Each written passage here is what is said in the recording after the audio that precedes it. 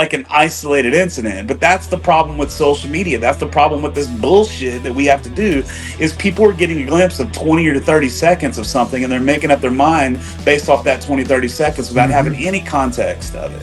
Yep, 100%. That's with everything. That's with everything in the world. 7.5 million people have seen me tell some crazy bitches to shut the fuck up.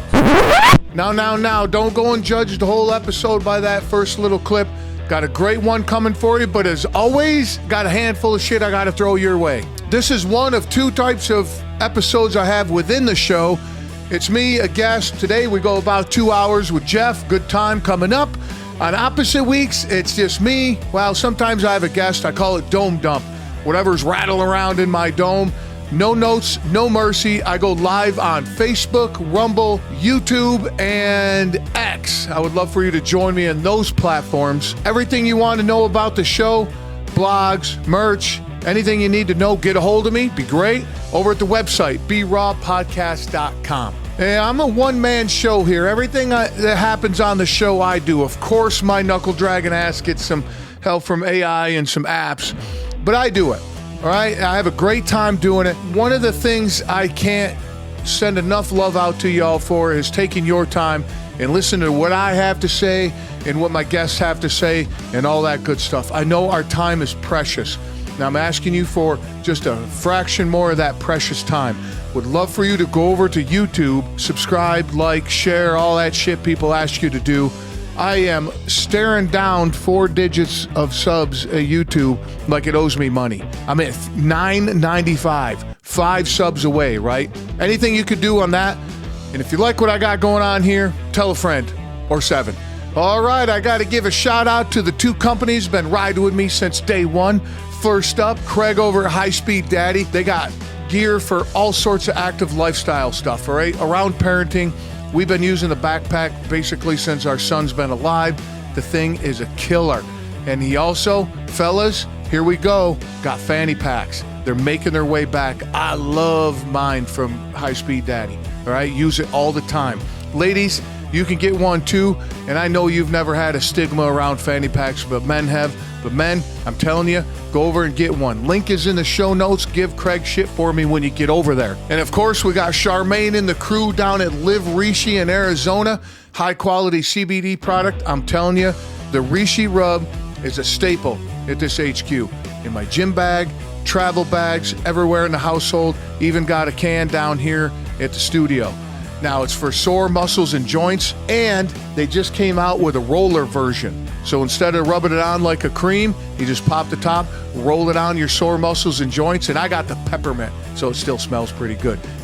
Definitely check that out, and if you use the code TABLE50, you're going to get 50% off your entire order. It's a hell of a deal, guys. Check it out for sure. And of course, give Charmaine a bunch of shit for me when you get down there.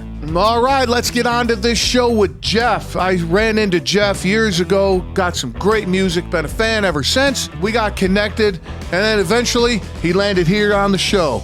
Great to have him. We get into a ton of shit, and you get a behind-the-scenes idea of what it's like to be a full-time musician for almost 20 years. And then he's made some awesome life changes. But as always, I'm going to let him tell you all about it.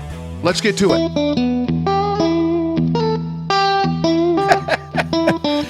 Like the studio, my man. Those there's stories behind all those guitars? Let's see. The acoustic guitar, that one, the wood one. Yep. That one. That's a Seagull. I played probably my first 2,000 shows ever on that guitar, and it's an old cedar top guitar, so it's all the sound holes like all worn out. But one day I threw it in the back of my truck, and it was in like a soft case, and I shut the door, and when I did, it was up against something and just smashed it in, so it's not playable anymore. This one right here is like a LTD. It's like a Les Paul style. A friend of mine gave it to me. This one right here was for my birthday a couple years ago. Everybody signed it. Yeah. The other one I found in an attic somewhere, and they said I could have it. So that's about it. No, done. They just look pretty. No, it looks great. That's were you bummed when you slammed the door on your guitar and you're like, damn it? No, man, because I by that time I already had my new one, Mm-hmm. my Taylor, and so I play everything on that one now. That's my baby. Nice. And Yeah. you got some changes going on, man. Lots and lots of changes, man. Holy cow, dude. Yeah, You went from full time to part yeah. time? Part time? The way that I explain it now is basically I'm going from putting 100% of my effort into music like I have for the last 19 years to about 5%. That's Oh kind of the shit. way, maybe 10%. Um, but it's the payback isn't there anymore to put up with all the shit. It's like it used to put up you would put up with all the madness, right? Like all the backstabbing and all the dealing with agents and bar owners and drunk people and load ins and load outs and you would do all the stuff that just is just a pain to deal with. And you did that for the payback. And the payback was I'm going to get on a stage and me and the audience are going to have a conversation for, an hour, 2 hours, 3 hours, 4 hours. And that conversation is what kind of feeds the soul. And Yeah. basically what has happened over the last, I don't know, 5, 6, 7, 8, 10 years is that you're not getting that return conversation back anymore. I mean, you do in some places, but it's like I went from playing 20, let's say 25 shows in a month to having one or two bad shows a month to playing 20, 25 shows a month to having one or two good shows a month. So you saying that like the crowd's not engaging? Is that what it is? Yeah, Or and I don't know what I'm starting to think is that it's a Texas thing.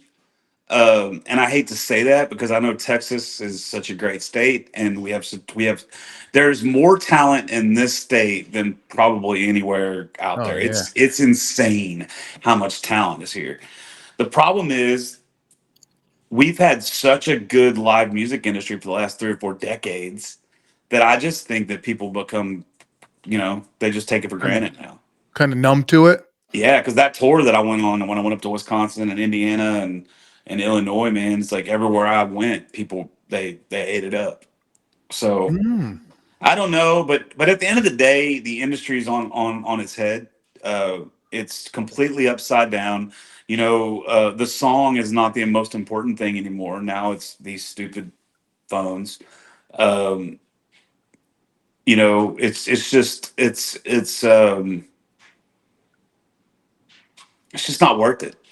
You Yeah. know, So what do you it's to the point when I'm playing a show now, it's just for the money. You know oh what I mean? It's it's yeah. it's not it's I'm not getting anything in return. I'm not gaining fans because everybody's just doing their own thing. I'm not having fun at all.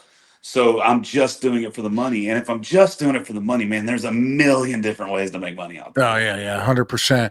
Well, it reminds me of a story I was told. A guy I spent some time in Maui, and he was talking about surfing, and it applies to a lot of things. And when I was in the security business, a guy told me the same thing. He's like, hours of sheer boredom interrupted by moments of sheer terror. And and when I hear you talking, it's like hours and days of just work, and dealing with all that stuff. It makes those sheer moments of joy when somebody's singing a song back to you, or they're like staring at you and the couple's holding hands at the table and watching you. That makes all that other shit worth it. But that stuff's not there anymore. Right. Yeah. Yeah. And tons and tons of my peers, of course, I'm not going to say any names, but tons and tons of my peers are wanting to hang it up. I will say a couple names like Rich O'Toole, for example. He's kind of done. Yeah. Cody Hibbert has taken the last couple of years off or a year off. He's finally getting back into it with this TV show that he's on. But it's like,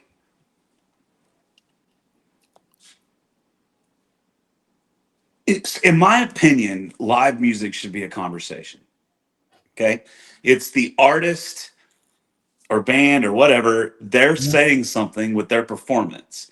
And then you say something and then you get your answer back by whether it's booze or applause or tips or whatever, but you're getting some sort of a feedback. But Well, the other now what we're running into is you're playing and you're not getting anything. Like you're not like they like you when you get off stage, they'll tell you how good you were, but they're not clapping.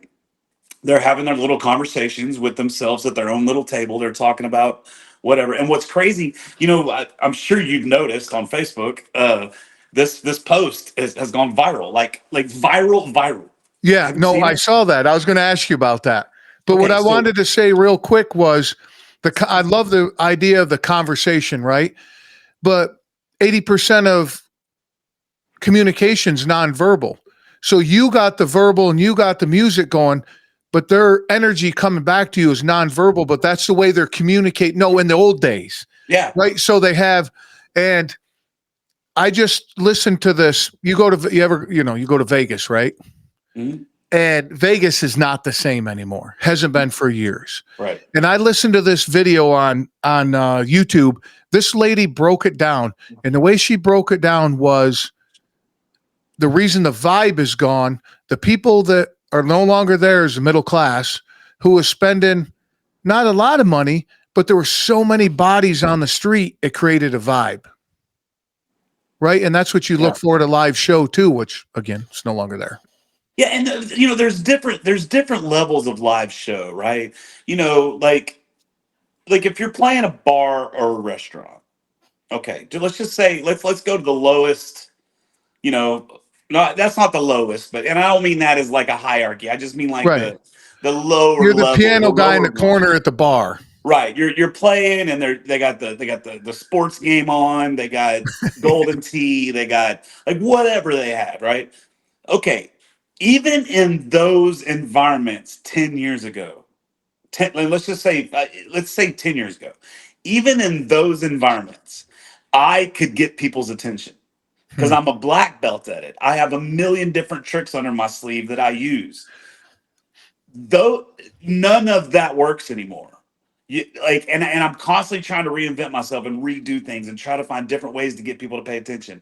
And they just everybody is so in their own world these days. They're so and I'm talking about it from the music standpoint, but it's in everyday life. Oh, 100%. I mean, go to the 100%. grocery store and watch how people interact at the grocery store. It's just they're in their own fucking world. They're in their own. You say hi to somebody, they don't even know that they don't. It's Yep. like it's go to the ATM, the drive-through ATM. That's an analogy I use all the time. You go to a drive-through ATM, there's always some jackwagon that's there doing 25 different transactions while 6, 8, 10, 12 cars build up behind him. Where back in the old day, you didn't do that. Well, me, for example, if I have multiple transactions, I'll go up there, and if somebody pulls up behind me, I finish that transaction, I close out, and then I go back around because I'm a considerate person. I don't want to take somebody else's What? time. No, stop, But dude. Why you gotta do that? see, Everybody can because wait for you. and that segues personally into this video. I mean, it's perfectly into this video because this video is exactly what we're talking about, right? This crowd on this video, and just to tell people what we're talking about, You're talking I about the re- one that went viral, right? yeah, I Yeah. recently had a video, or it's going viral. It's at 7.4 million views right now on Facebook. 7.4 million views of Jesus. me basically telling an audience to shut the fuck up, right? And if you go look at the comments, I mean, it's got like almost 200,000 likes on it. Like that's how crazy this thing is. I don't know how many comments. It's thousands and thousands of Yeah, yeah, comments. yeah. And if you go on there, it's mostly people saying that I did the right thing, right? But there's also a lot of people telling me that that's not right. I shouldn't do that. And you know what? They're right. They are right. In certain environments, you shouldn't do that. Sure. Like, right? Like if I was playing that bar we were just talking about, if I'm playing at a bar, it's just a normal bar show. I'm playing there. People didn't buy tickets to see me to play. They're just there hanging out. Half of them didn't even know I was going to be there. And if Hmm. you do that shit at one of those shows, you're an asshole. Yeah. Read the room. If you're playing at a stadium, right? It's a big rock or a big concert. and you do that, you're an asshole, right? But this particular situation was at a listening room. And just to educate people on what a listening room is, a Hmm. listening room is a room that is set up specifically to showcase the artist's songs and stories.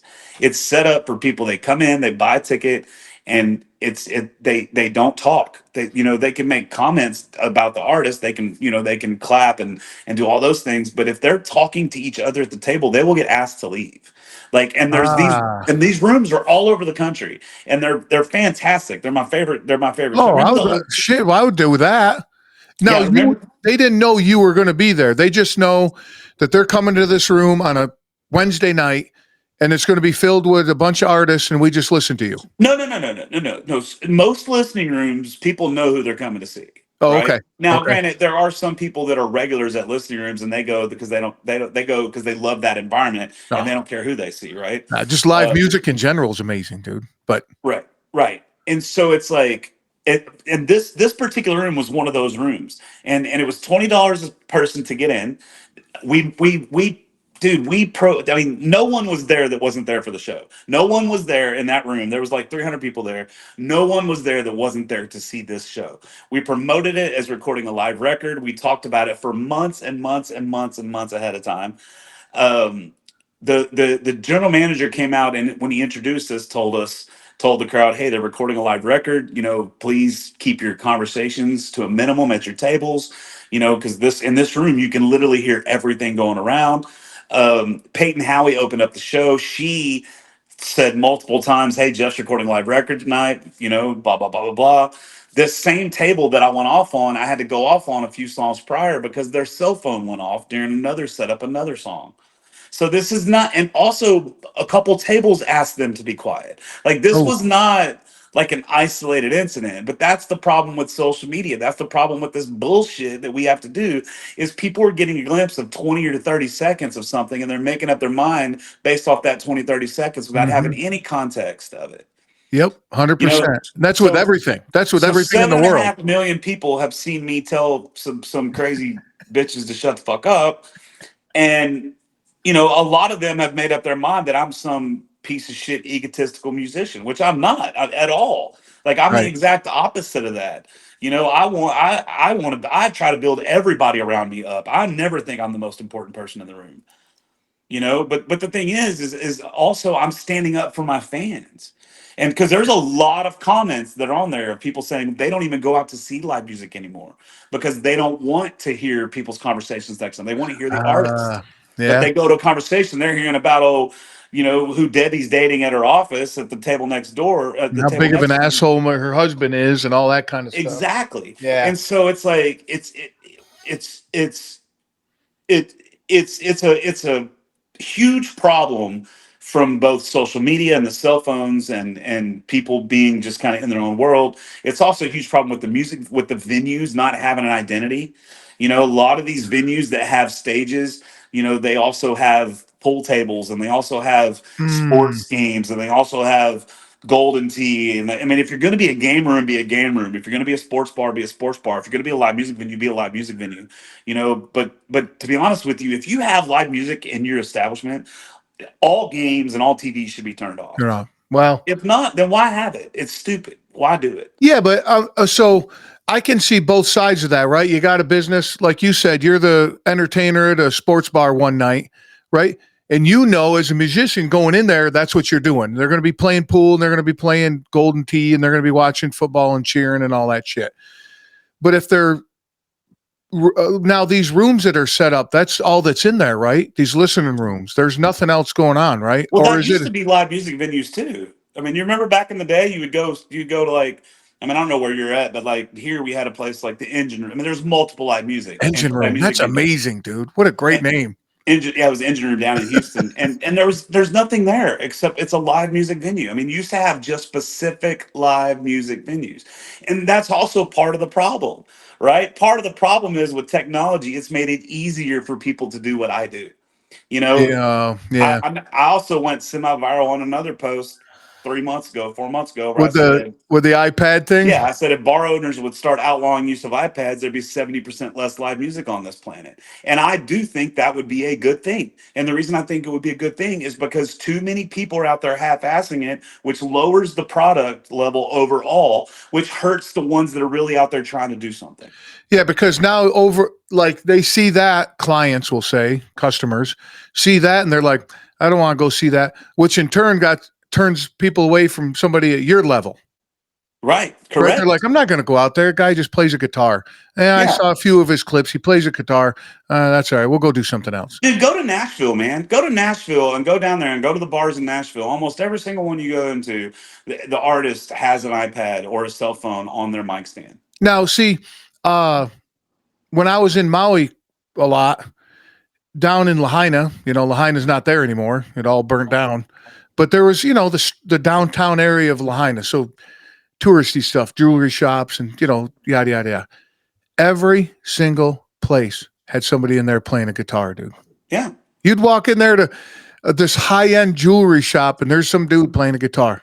Yeah. And most of them, And on one hand, that's awesome, right? On one hand, that's awesome that so many people could be playing music. That's awesome that so many people are getting opportunities to showcase their talent, right? On one hand, it is awesome. On the other hand, society does not think we're special anymore. And I'm going to give you a metric mm, right now that is unarguable. all right. Okay, you want to hear the metric? I'm going to tell you the metric. It has been since the invention of the musical instrument, since the invention of the guitar, right? It has been a known universal truth that if you can play guitar and sing songs, you can get the girl. You can Okay. get the you can get it. You're gonna get a girl way out of your weight class. You know No, what I mean? no That argument there. right? That has been a universal truth. That Yep. is not the fucking case anymore. How you figure that? Dude, I'm telling you, in 2020, I was single, single, single, single, single, single, single. In 2020, I was single.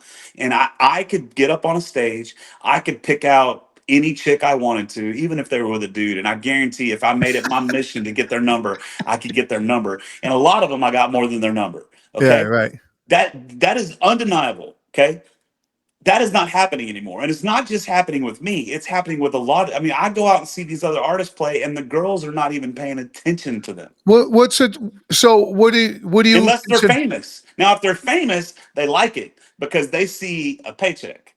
But if you're just a dude sitting in a bar playing music, the girls don't even give you a second look. They're at the bar What? looking for the guy with. I'm telling. I promise you. I What are they looking for? promise The you. guy with the big They're looking at the guy with it. portfolio?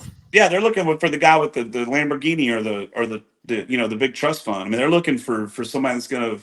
And so it Huh? just is what it is, and it's all these things that I've noticed that have been going really since COVID, and I finally just said, why am I doing this? Like, what am I doing? Like 200,000 new songs a day are being uploaded to streaming services. How is someone going to make any dent in that unless they have millions of dollars behind them? Now do you think? Well, we'll get into that too. The whole million AI AI, right? music. Yeah. Do you see? I mean, obviously, there's a bunch of that going on, right? Oh, dude, I have friends that 6 months ago were terrible songwriters. And now they're killing it. And now all of a sudden they're putting out some fucking bangers. They just got Jeff. Come on, man, dude. They just put in the work, and now it's their time. They made it work. Now they're doing well. There can't be something else going on I'm there. not accusing anyone of anything. Allegedly, that's the code word in the podcast world. You just gotta say allegedly. Well, allegedly, I think it's disgusting. Yeah, That's what I yeah, think. yeah. I think if Yeah. you now if you want to use AI as a thesaurus, or you want to look up, you want to tell AI, hey, tell me all the words that rhyme with whatever. Like that's Mm. something we've been doing forever. We would look up a thesaurus or Google stuff. That's something songwriters have been doing Oh, I forever. could totally understand But that. when you're going, hey, AI, write me a song about, and I'll tell you what, it's even worse than that. People with no talent at all are going into this Suno app and they're typing, hey, make me a song about blah, blah, blah, blah, blah, blah. Suno spits out a song. They're taking that song, they're uploading it to Spotify as their own music and then thanking people for supporting their music. Now wait a minute. Hold on a second. What's soon? What's what's soon? What'd you call it? Suno is an app. It's an AI app that is for songs. Now, there are some cool aspects of this. Okay. All right. Here's another thing that most general public don't know. Okay, one of the part of doing of this business is demoing things. Okay. Okay. So Yeah. let's say that you write a song and it's not one that you want to cut, but instead you want to put it up into the database to maybe another artist might pick it up. Okay. Okay. Well, you still have to put a recording out there. So what we used to have to do as songwriters, we would go to a cheap studio, 3, 4, 5, $600, right? And go in and record a demo of the song. Okay. Okay. And you would pay a guitar player $100 to come in and do a Yeah. track on it. Or you'd Or play they'd it. have like the studio to have like a band, a studio band or whatever. Exactly. Right. Yeah. Well, that whole thing is gone now Gone. because I can take a song right now on my guitar. I can write the song, right, and do a little voice recording of it on my phone. I can then take that voice recording, upload it to this Suno app, and it'll kick out 5, 6, 7, 10, 12 different versions of that song. I can pick the one I like the most, take it, upload it to this database. Hey, I wrote this song. This is my song because I did write it, right? It's my song. I wrote it. Here it is. So basically now what you're doing is you're putting thousands of session musicians out of work. Yeah. Yeah. I was just going to bring that around. Yeah. Yeah. So it's like now I'm only speaking on the music side of things, but people need to wake up, dude. Accountants are going to be out of a job. Lawyers are going to be out of a fucking job. Well, the thing is, AI obviously is going to impact the I'll say white collar industry greatly fast. Blue collar too. Yeah, blue collar too. Yeah. Yep. The blue collar faster because what's going to happen is here's the thing with the white collar people. The white collar people have enough money where they can invest in the AI companies. They can buy the robot that's going to do the thing. Yep. They can buy the software that's going to run the thing, right? Whereas the general Joe Blow who works at the factory, his job's going to be automated. He's going to be out of a job. The record driver. Think about this, man. In 5 years from now, record drivers are going to be out of a job because you're going to have a robot and self-driving cars. Well, see, all right. Well, see, I agree with the self-driving cars because I've seen them, right?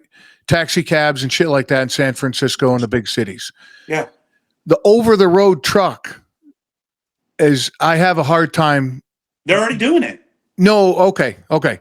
It's being done right now. No shit, like 20 multi-state. 20 years from now, you're not even gonna be able to drive. Everything is going to be automated. So the thing that I keep bringing up about over the road truck drivers or that kind of thing, where I got it from, the theory of it is I think it was during COVID, and it was in LA or somewhere on the West Coast. These trains, freight trains, would be coming through town, but they'd have to slow way down to make these corners and go through quote unquote traffic, right? Yeah. In a rail yard.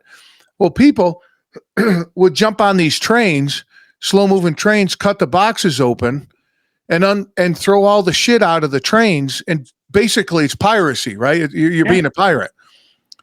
So I'm like, what's going to stop somebody when they know that through Nebraska, it's a line for over the road trucking, automated trucking, old school Western, out of a Western movie. They put a log in the middle of the road. The truck stops. They fucking rob the truck. Nothing's going to stop it. But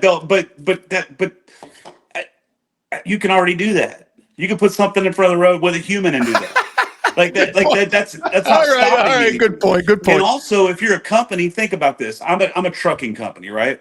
I'm a trucking company, and I have 300 trucks on the road. I'm paying 300 drivers. Actually, I got to pay 600 drivers because 300 of my drivers can only drive for 10 hours. Then I got to pull them out and put my allegedly. A lot of the truckers, so they can drive 24/7. They have 2 drivers in the car. Yeah. Right. That's what's happening. Now you're going to get away. Now you have self-driving trucks. But here's the crazy. It's not just the driving trucks. It's these robots.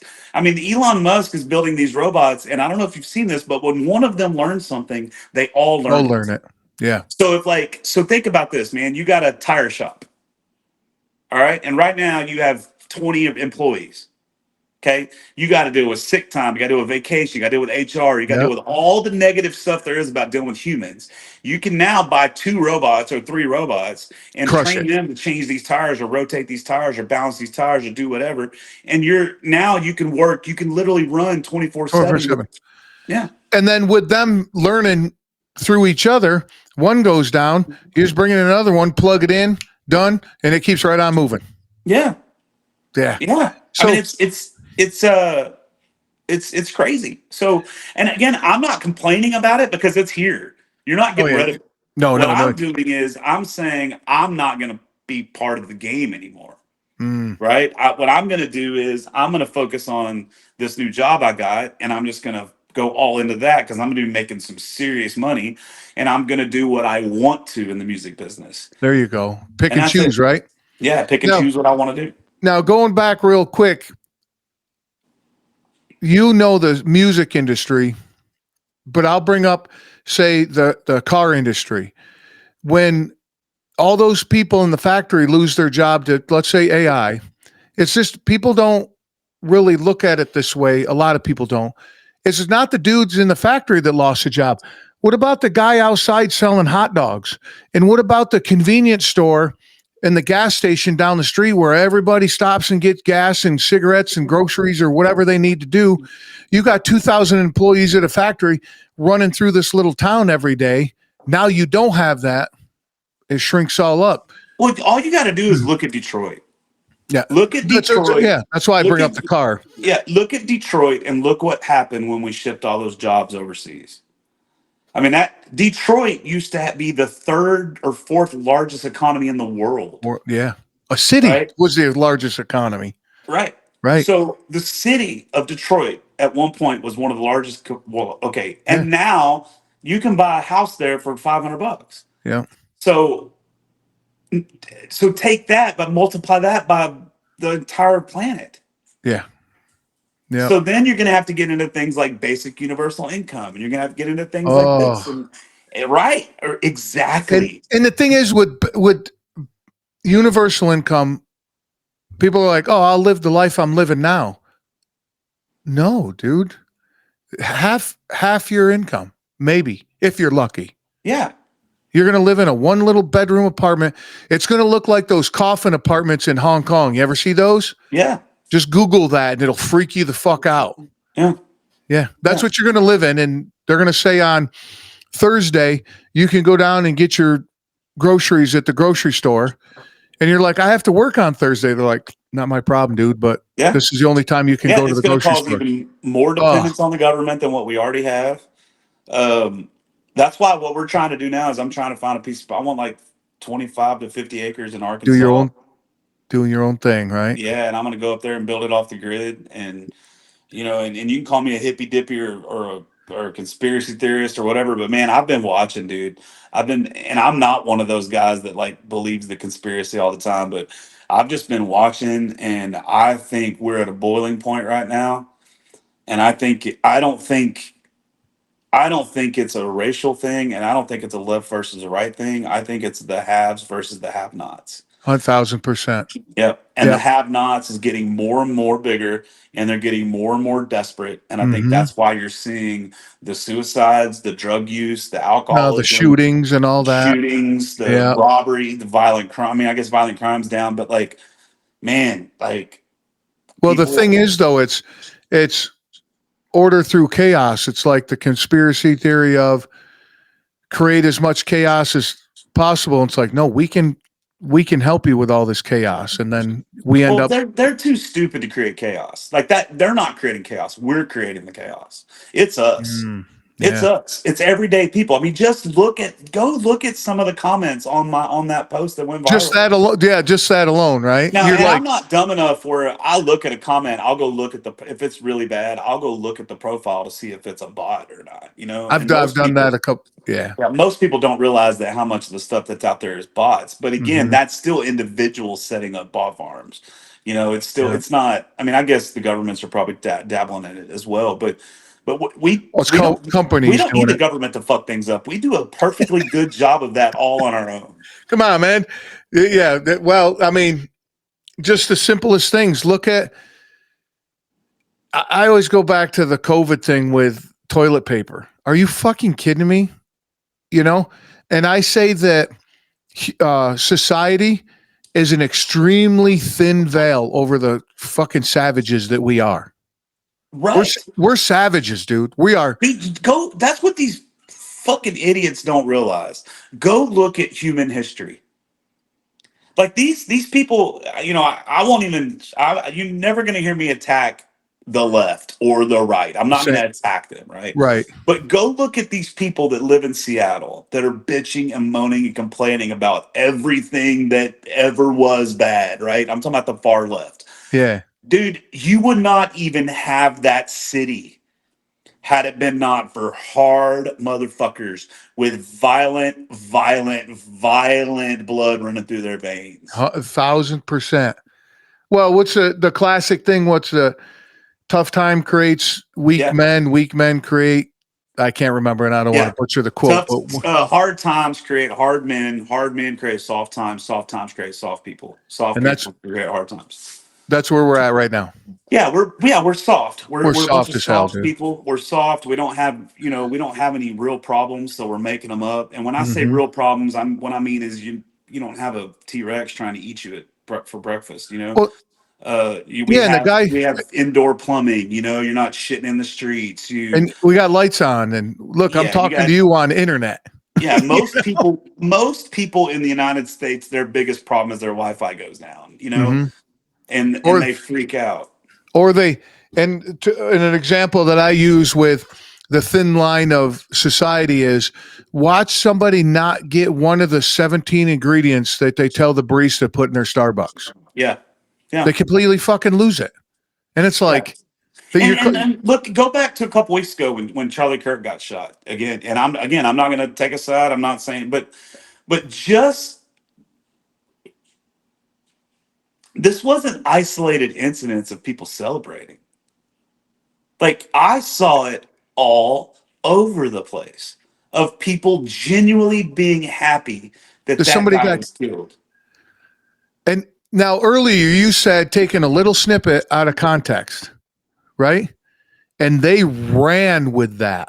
Now, do I agree with everything that dude said? No. And you should never agree with everything somebody says. No one is right about everything. Everything, right?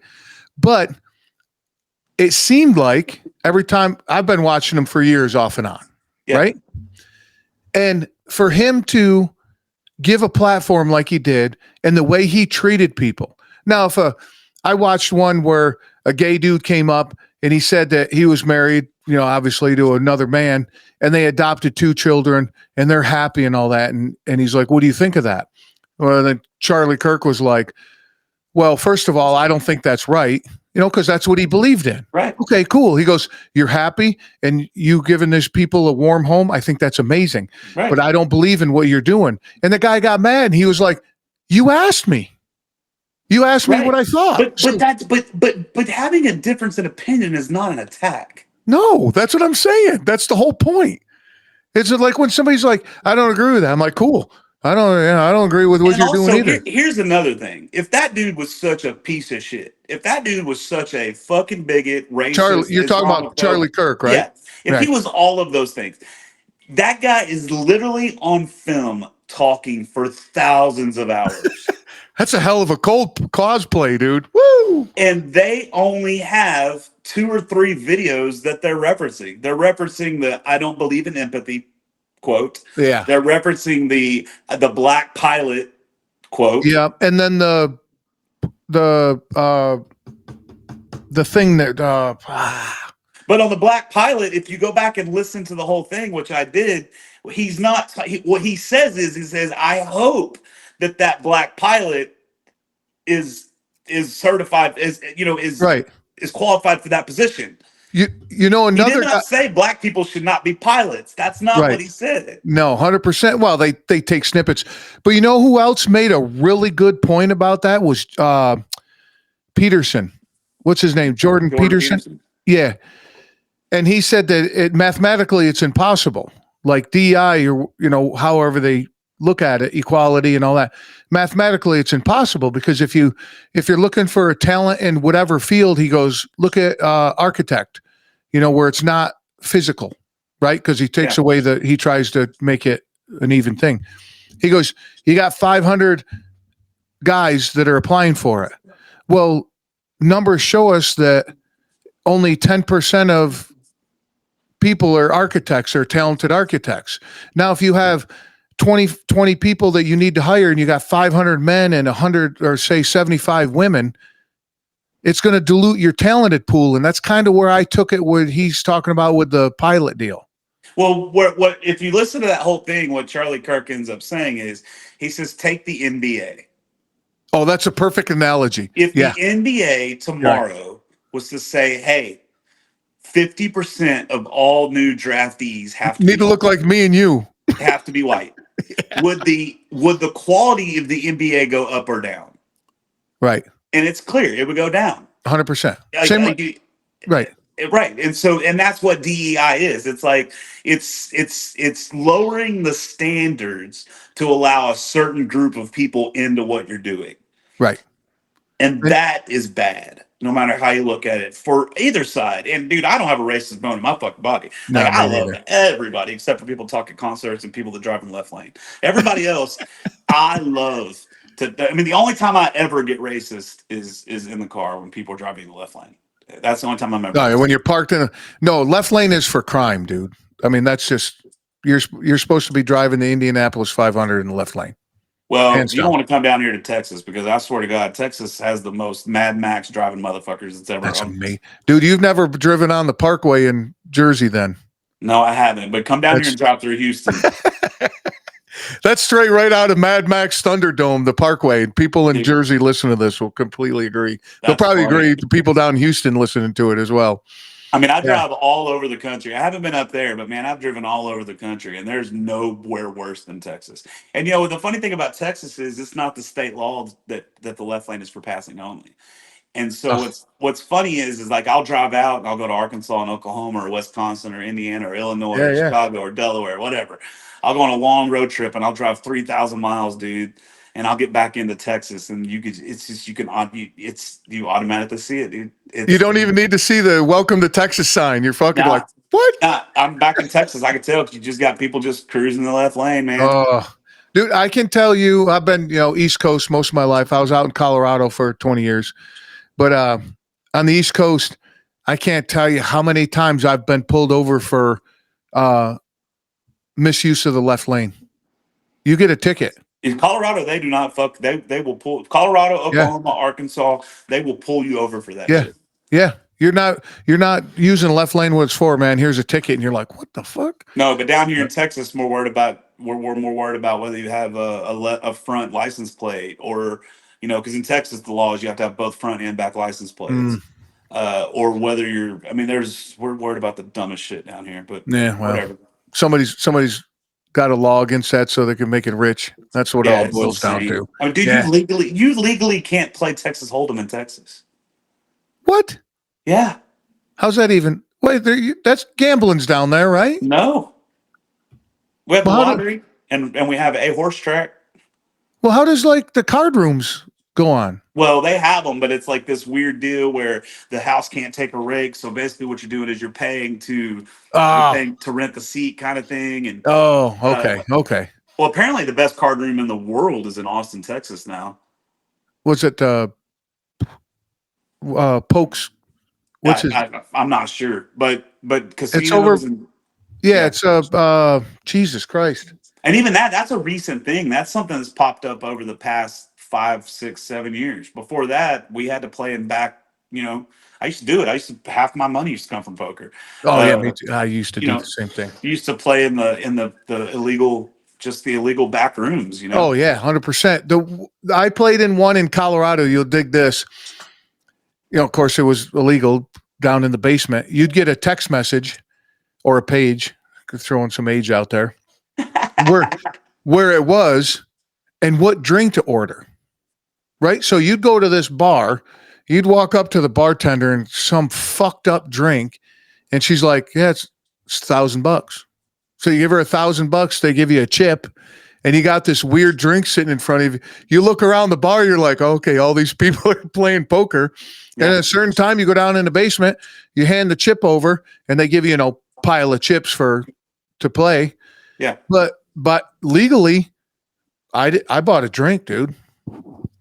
That's No, how they didn't have any of that here. We just had, we had just illegal ass poker. I mean, they got held up all the time, dude. Oh, dude, you ever been in one where it's got held up?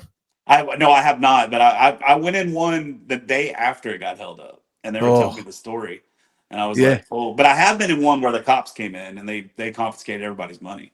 Oh, no shit. Yeah, I So lost. I put on, Luckily, I had just got busted in a you big didn't have fight. any money I had left. like $70 or something they took from me. They put us all down. They put us they made us all get like down on our bellies or whatever, but No, they didn't cuff us. They didn't have their hands. They didn't they draw their just want to make gun. sure nobody's going to run. They were controlling the room. Yeah, Yeah, yeah, 100%. yeah. Yeah. So I put on out in Colorado, I put on a big charity game, like huge money. And out there was guys it's like a state football league and all that. And I got a hold of the guy. I said, hey, man, I need 4 guys tonight. He goes, for eyes or muscle? And I go, half and half. And I hired 4 guys to be in front of the room, 2 out in the parking lot, 2 in the room. Yeah. The way it was set up, you come through a room and then you walked into this warehouse. And that was the only way you could get in. So the 2 guys were out in the parking lot to see if anything come, like a car, van or something come screeching up, Yeah. And then the muscle was in the room. The eyes were out in the parking lot. Yeah. Cause I've been once, all my years of playing, once I was in there and guys came in with shotguns and stuff, stole everybody's money. And I was just like, yeah. Here you go. Here's my money. Yeah, that's it. That's it. You just hand over your money, and that's they didn't like take cell phones or wallets or nothing. They're just hard cash, dude. And who's the guy holding all the cash? Who's the guy holding all the cash? Yeah. Yeah. Yeah. But I mean, I yeah. used to play 5-6 nights a week. I don't do it much anymore. I every now and then when I go up to Colorado, I'll stop at a casino or something. But they have that stupid ass $100 maximum bet at the casinos there in Colorado. Oh yeah. Yeah, like if you're playing cards or roulette or anything, it's $100 max bet on everything. Oh, It's that's kind of state boring. law. Kind of boring. Yeah, state law. You're like, then don't make it no hold 'em. Don't make it no limit because Yeah. You just keep because I rebuying. know what I'm going to do is every time I get a good hand, I'm betting $100. Yeah. Like, Yeah. that's Yeah. I mean, that's the thing. Like guys will, you play a 1-3 and guy will sit down with $50 or minimum $100. You got a guy with $800-900 or even $2,000 sitting in front of him. You're just going to get eaten alive, dude. Don't even sit down. Don't even sit down. I played for a What's long funny to time. me is watching these guys that come in and they'll bring $500 to lose, but they buy in $100. And then they'll lose it, and then they'll buy another $100. They'll lose it. They'll buy another $100. They'll lose it. Then they'll buy another $100. They'll buy the last $100, and they'll hit a pot for $300 and get up and leave. And you're like, you got to if you have would it have there to just win it. bought that $500 to begin with when you sat down, you would have a lot more chance of coming away with some cash. Well, that scared money doesn't win. No. When I walk into a poker game or a casino, mentally I set that money on fire. It's 100%. Gone, dude. It's gone. Gone. I guess you saw it. did you see what happened to me in January? No. So, I broke up with the old lady in January and January 2nd. And then I canceled all my gigs for the month. And I said, I'm going to Nashville. And so I packed up my truck and I drove to Nashville. And when I was up there, I signed a little deal up there, a distribution deal. So my music's being released to the Sony pipeline now, which is cool. Oh, congrats. And then on my way home, I was cruising home, and I took the old blues highway home down through Alabama and Louisiana. It's where Robert Johnson signed the deal with the devil, and it's where Tupelo, Mississippi, where Elvis is from, and all that stuff. So I went to Elvis's birth. Just kind of took a little sightseeing trip on the way home. That's cool. And I got in Louisiana, and there's a casino there called it's the Alabama Coshada Indian Casino there. And I've never been. I've been to every other casino in Louisiana, but I've never been. And I was like, fuck it. I got $80 in my pocket. I had $80. I had 420s. That's how much I had in my pocket. I was like, I'm just gonna walk in with this $80. I got to piss anyway. I just want to check this place out, take a look at it. I went in, took a piss, walked out. I saw a slot machine. I'm like, screw it. It's $9 to spend. So it's like, hey, I'm going to put this $80 in. I'm going to let it go. See what happens. It's one of those dollar machines, has 9 lines. Oh, okay. So Okay. I put it in. Max bet of $9, right? Yeah, $9 max bet. Yep. So I put $80 in there. Third spin hit it for $7,500. So I was like, sweet. So they Cash come out. out. No. So they come out. They handed me my, I had to sign a little piece of paper, the tax forms and Oh, all that okay. stuff. I took $6,000 and I put in this pocket, and I took $1,500 I put in this pocket. And I said, okay, I'm gonna have fun with this $1,500. If I lose it, I lose it. I don't care, Yeah. and I'm gonna let this set here. Well, what I would do is I started hitting, like I was hitting jackpots, man. I was hitting $2,000 here, $3,000 here, and so I would, I would basically dig into that. I'd win like 500, and I would cash the little ticket out, and then I would put it in this pocket, right, Okay. and then I would just dig another 100 out of here, and I started playing, and I was only there for like 2 hours, man, and I finally started getting pretty exhausted, so I was like, all right, I'm gonna count my money. I had $14,880. My man. So I was $14,800 up from when I walked in there. Two All right. hours. So this is what I did. I said I already had earmarked in my mind what I was going to do with $11,000. So I took the $11,000 and I put in this pocket. I took everything else that was left over and I went over and I put it on black on roulette because I was just trying to get over 15 grand. I mean, of course, I did not hit. It was like 3,200 bucks or something Oh, like okay. that. 3,800 bucks, right? It was. I don't remember exactly what it was. Nope, I lost it, and so I walked out of the casino with $11,000 off $80. All That's slot fuck. machines, all slot machines. I didn't play poker, didn't play roulette, didn't do nothing. That was all slot machines. So overall ROI though, how many years you've been playing slot machines and not make it, right? Oh fuck!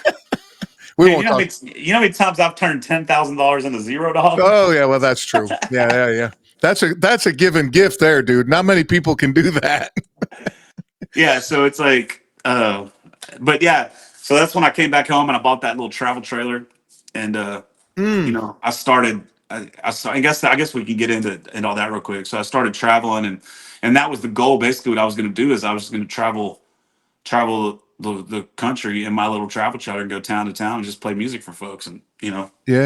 because that was paid for, and all my bills is like 2 grand. So Couple gigs, get paid, and then put gas in the truck yeah, and food, beer, and see the country, and that's what I was going to do, and then I don't know, about 3 months after I broke up, man, 2 months, 3 months, I don't know, a few months after I broke up with Candace, I started dating this nurse, and I dated her for a few weeks or whatever, and I don't remember if that's what we were talking about at that time or not. I don't remember. This is around when did we talk before?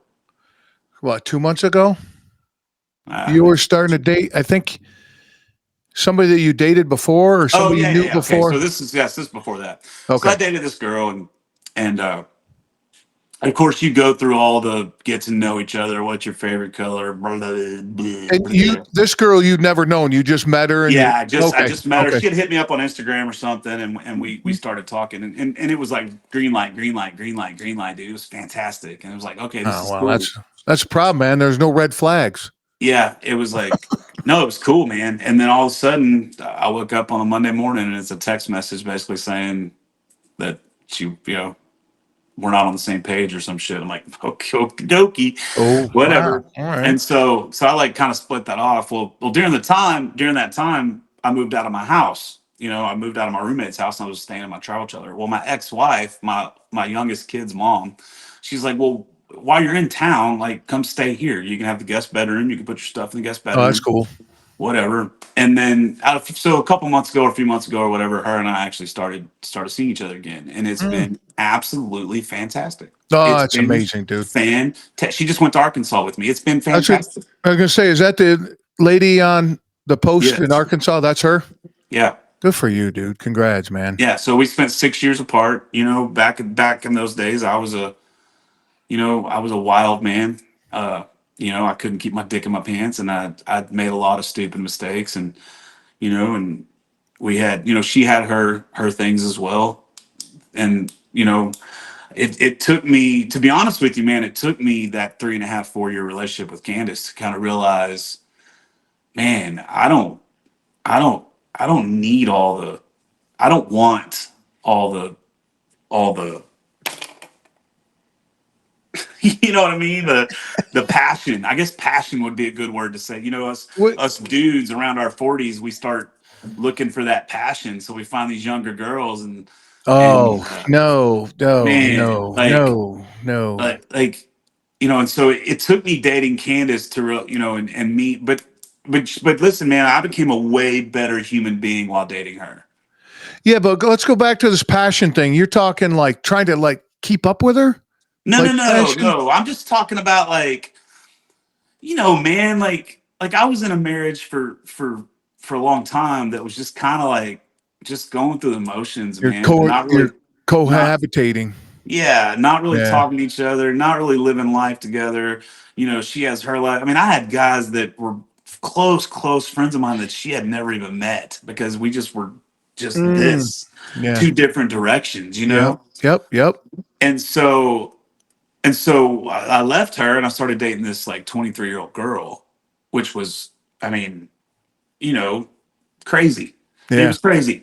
It was There's some benefits there, but that definitely, yeah, there's some benefits there. And so, and then after that didn't work out, go figure, I was just kind of like became a man whore and just kind of whored around and dated a few girls. But it were all like, like red flags from the very get go, man. Like, most of them were pretty good looking, but it was just like just red baggage of flags, man. A lot of I go. baggage, a lot of Yeah, I can and see. I understand. Yeah, I could my see that. song Rain, I wrote that That's about. beautiful. That's a what amazing song, Yeah, dude. that's about my ex. It's Yeah. she's always worried about tomorrow and always focused on yesterday and can't be happy in the now. Uh, And so, and then I look at Brooke and I'm like, this Brooke girl, is who you're dating now. Brooke is my ex-wife. Yeah. So Okay. it's like I look at her, man, and she's calm. Like she's calm. You know, even when she found out I was cheating on her, it was still calm. Yeah. Yeah. It wasn't, it was crazy, but it wasn't like crazy. Mm-hmm. You know, You didn't wake up with a knife to your throat, crazy. yeah, yeah. And so, and not that I really dealt with that with Candace, but it was like I was the de-escalator in that relationship. We didn't fight because I wouldn't fight. Does that make sense? Mm-hmm. 100%. And it was just, man, it was like walking around on eggshells for 3.5 fucking years, dude. You can't do And that. and what's really funny, the funny thing about the whole situation is after I broke up with her, dude, nobody liked her. Ah, Like that's what's everybody's crazy. like, "Whew, man, you're out of there, huh, dude? We should have told you that a Yes, long time ago." Yeah. yes, Yeah. Yeah. Yeah. Yeah. yeah. That happened with And my ex-wife. and then I keep reading a lot of things that say, if someone if two people are in a relationship and you get out and one person jumps right into another relationship and the other one takes time to heal, the one that jumps right into the relationship is usually the problem, and she jumped right into Oh, another right into relationship. one. Oh yeah, full-fledged profile pictures, Oh love shit. you, oh yeah, Loving dude. life. Oh, look at us. We're so Oh happy. Oh yeah. yeah, dude. I got friends sending me screenshots and shit. I'm just like, I don't care. Yeah. Yeah. I, Good for her. Good. Good. Be yeah, happy good. somewhere else. And well, that's what's funny is because I keep getting these attacks, and I'm pretty sure they're her friends and her. And I'm like, that's the difference between me and her. I haven't even not one time went out and looked at her shit. I don't care. Yeah. I Move don't care on, who dude. she's Move on. dating. I don't care what she's doing. I don't give a fuck. Not even a little bit. Yeah. Good for I'm you. living my life. I'm happy. Brooke went with me to Arkansas this past weekend. Just and you know we drove 7 hours on Friday, and then we hung out all day Saturday. We drove Ugh, 9 hours back home on Sunday. I mean, that was pretty much it. And it was like awesome. no complaining, no bitching about my driving, no bitching about food, no bitching about where we were staying. Just Just like hey, two we're people, gonna stay here. We're gonna eat here. Cool. All right, yeah, let's go. two people just Uh, hanging out, enjoying each other, and having a good time. yeah, that's the way my wife and I are now. Yeah, Yeah. Yeah. yeah, We read each other like when we went on vacation not too long ago. Dude, I had no idea what we were doing. yeah, She's like, take the time off here and we're gonna go with the family and I'll do this. And I'm like, okay. And a couple days, where are we going? We're yeah. going here. Yeah, and getting out of a Cool. relationship where everything's planned and everything is so, it's like, we couldn't stay at a hotel because she wanted an Airbnb. We couldn't, it was always constant Just always bitching about, something, right? always, dude, Yeah. Yeah. always. And now it's like, now there's none of that. there's no expectations of me having to carry the load all the time. Um, I found out today that a friend of mine took his own life yesterday, Ugh. and I kind of had kind of a rough day. And Brooke comes home from work, and she's a little frustrated because the house is kind of dirty, and so she's kind of huffing and puffing around, and so I leave and go to go to the grocery store real quick, and I almost said HEB, but you don't know what HEB is, Yeah, okay?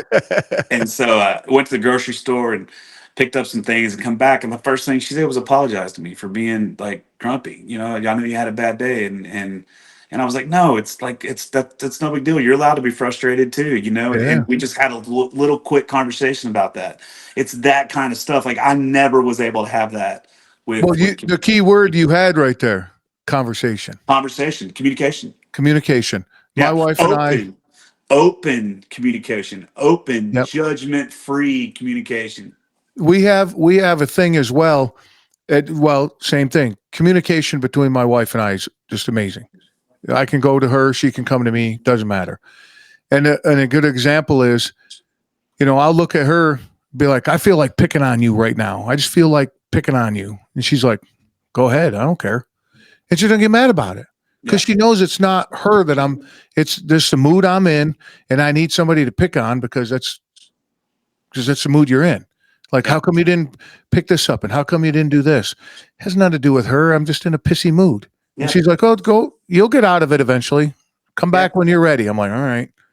Yeah. It's just cool. Instead of, why you got to pick on me? What are you talking about? What I do? It's like, no, man, I didn't. That's not what I Oh said. yeah, that was one of her biggest things when we were together was she's always just kind of worried about what everybody else thinks about her. Always, all the time. Like I over. don't give a fuck, dude. That's a I, laugh.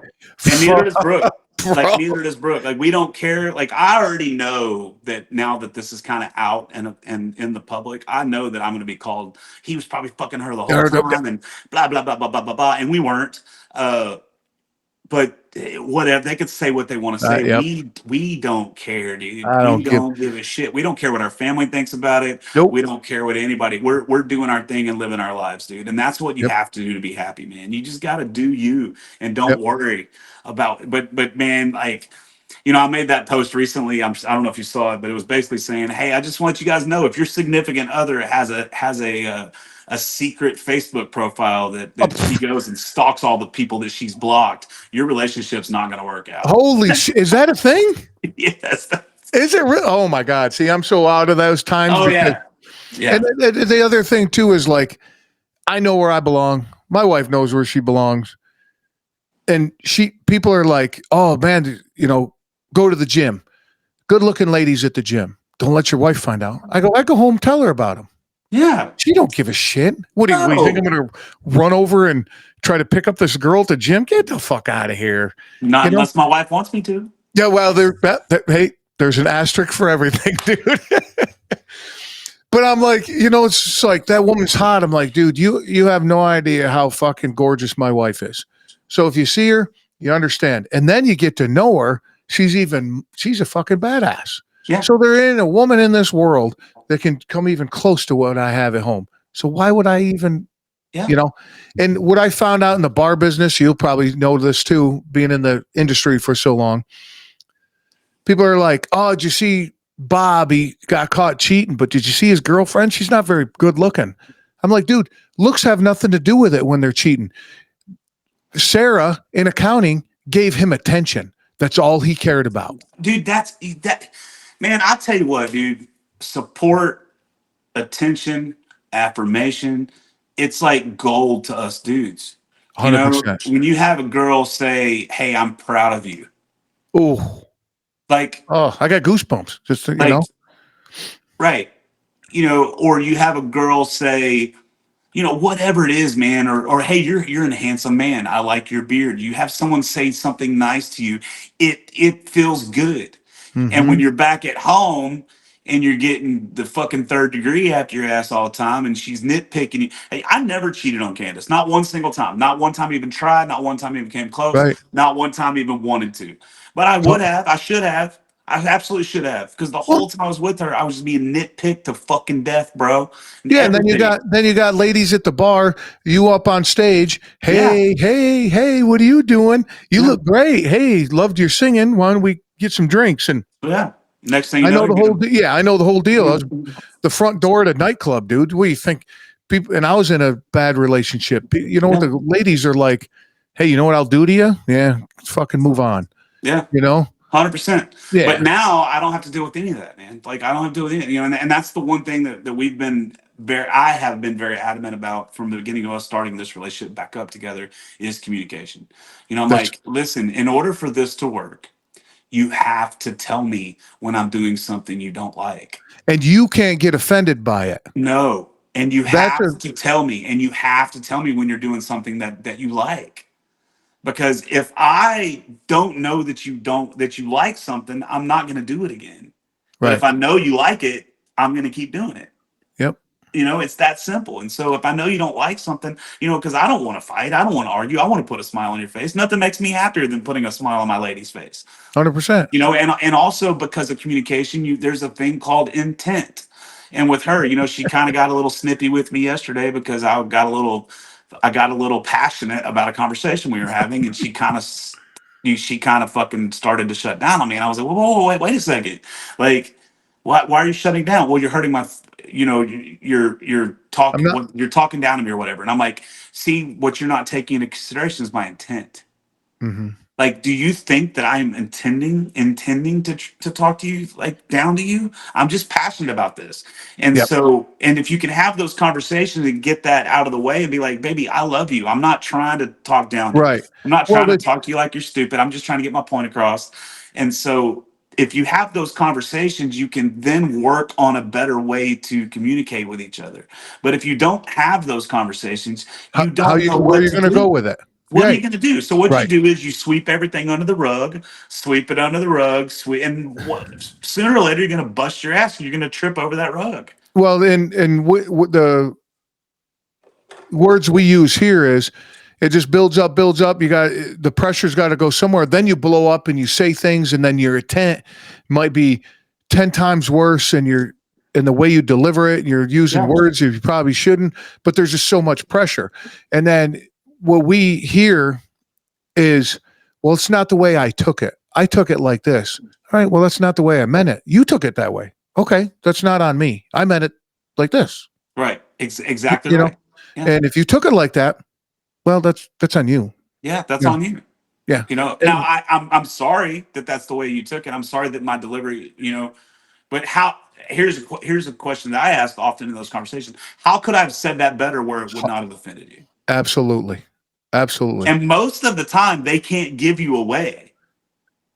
They can't tell you how to say it better. Right. But my wife does once in a while, not every Yeah, time, but yeah, she's no, like, same, yeah, yeah, hey, in the future, if you spin it like this, cool. Oh, no, all right. 100%, yeah. Check. And that's how you build and get to a beautiful relationship. Mm-hmm. But when you can't communicate with each other because of whatever fucking reason, you have no shot of it No, working. none at all. You know, another thing that helped us a lot was, say you're sitting on your computer, right? My wife's on her computer. I'll be like, hey, need to talk to you. You good? And she'll be like, no, give me a few minutes. I'll be right with you. That's Perfect. a big one. And Dude, Brooke and I that's need to figure that out. huge. Yeah, Yeah. because she'll start talking to me and I'm on my phone, I'll be and like, then and she'll then get she's get upset. mad. She gets mad, Or like, you didn't hear me. Well, Or I'll do it happens to me too. Like we'll be yeah, driving and I'm like, hey, and I'll say something to her and she don't answer me because she's on her phone and then it pisses me off and I'll right. get mad. When really what we really should do is like, hey babe, can I have your attention for a second? That we do it all the time. Yeah. That's Yeah. that's SOP in our house.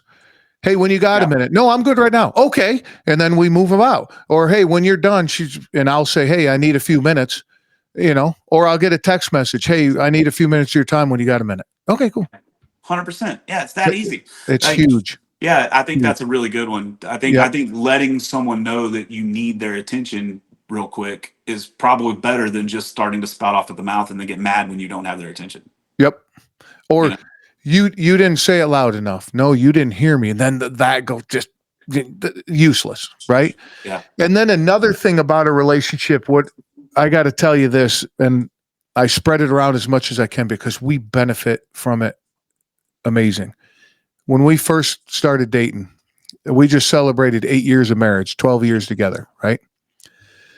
When I had my own business, working, 1,000 hours a week. She was running this web company, working 1,000 hours a week. And I'd be like, hey, Thursday night, cool. And she's like, oh, let me look at my calendar. No. How about Saturday morning? No. How about Saturday afternoon? And we just couldn't match up, right? So one day, early in our relationship, I sent her a surprise, a calendar invite. I said, surprise date with me. And she's like, what are we doing? I said, well, you're going to have to wait and find out. Yeah. So she would be like, all right. And the purpose was just to block the time off in the calendar because we were just so busy, right? Yeah. It's the same now. I just sent her one for the end of October. I can't tell you what it is because she'll hear about it, but I'll tell you after. So she, it's not on the recording, but because I think you'll totally dig it. Hell yeah. And she accepts it without even a question. Accept. Because she knows the day before or a couple hours before, hey, you need to be dressed like this, or make sure you're wearing warm clothes, or don't wear warm clothes, whatever, because whatever you're going to do, right? Yeah. And going back to communication and trust, I've had people come back to me and be like, my wife would ask me 1,000 questions and then be like, I'm not going because I don't know what we're doing. No, dude, it doesn't matter what you're doing. I'm hanging out with you. That's all I fucking care about. And we've gone from trips to out of state to just a walk around the block to sitting on the couch watching a movie. We've done it all. See, that's the big thing you just said. It's not about what we're doing. It's who you're with. Doing it together. Yeah. Right? 100%. Like that's like that, and that is something that is different now with Brooke than it was before, and with any previous relationship. It's always kind of been like, well, it's got to be about what we're doing. It's got to be about where we're eating, what we're doing, whatever. It was never just about two people, but going to do something. But in order to do that, you have to have someone that's okay in their own skin. You have to have someone that's not so traumatized by their shitty past that they're constantly just living that instead of actually living hanging out with you. That was the whole purpose of that song "Rain." Was hey, I'm standing in the sunshine. You're waiting on the rain. Oh, I'm enjoying this sunshine right here. I'm enjoying it right here. I'm enjoying not doing shit. Yeah. You're the one that's fucking amped up to 1,000. What about this? Yeah. And now going back to what you were saying, on the communication side.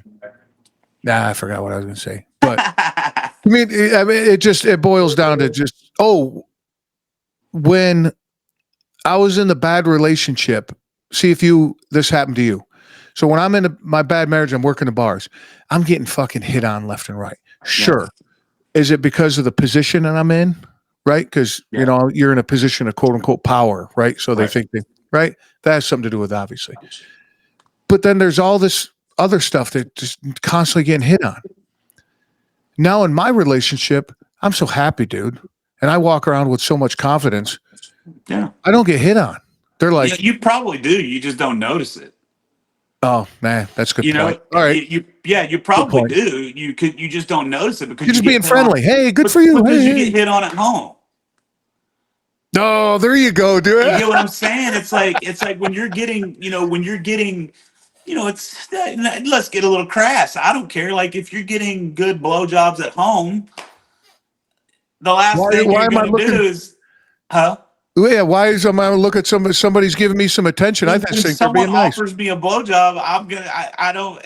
Who cares? Like I got that at home, dude. Yeah, you're not offering me anything that I'm not already getting. Somewhere.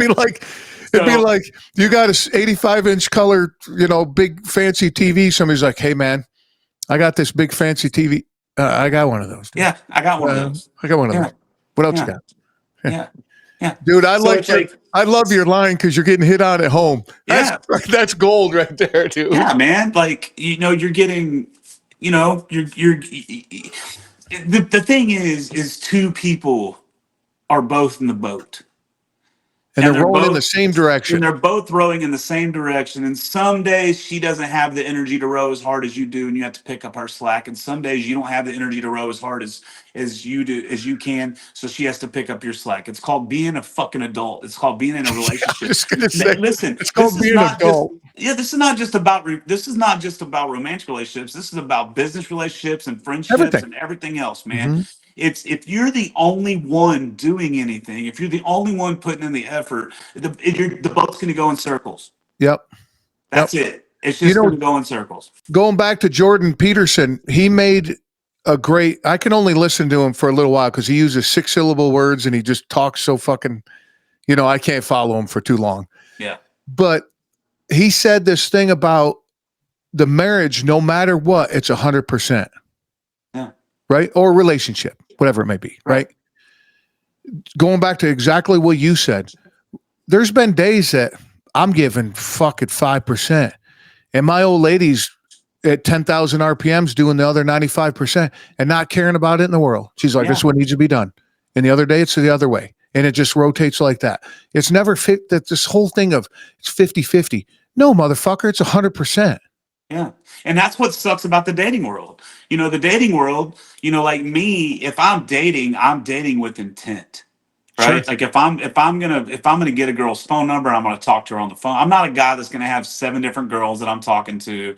I'm doing this because I see a chance of us having a longer relationship than just this That's earned fling or perspective, dude.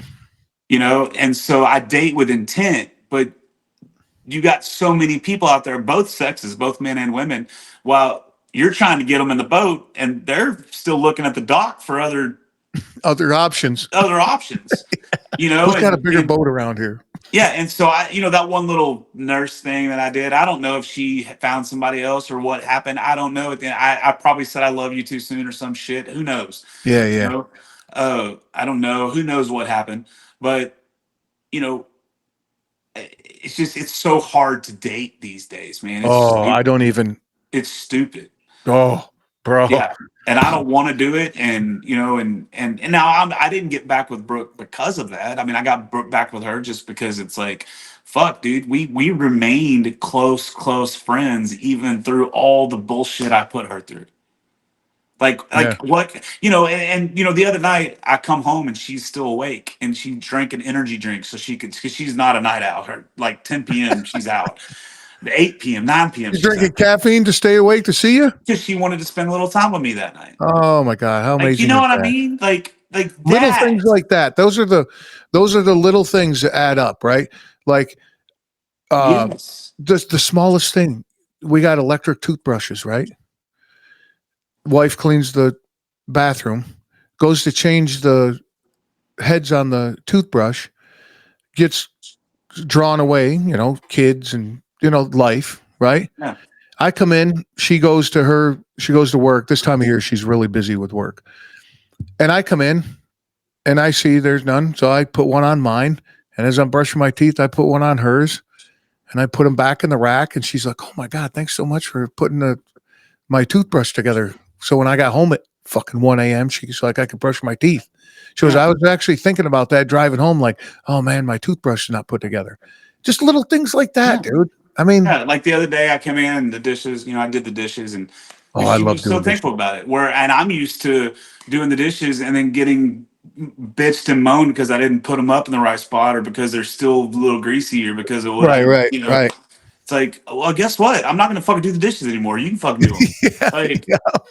Or I used to say, oh, soap's right there. yeah. Yeah, I mean, you're gonna yell at. It's been awesome, man. Like it really Good has. for you, dude. I'm glad. It's kind of allowed me to take a step back and not have to work so hard in the music industry and this new job. I'm working with one of my close friends and selling ambulances, which is like a very, very, very lucrative position. No shit.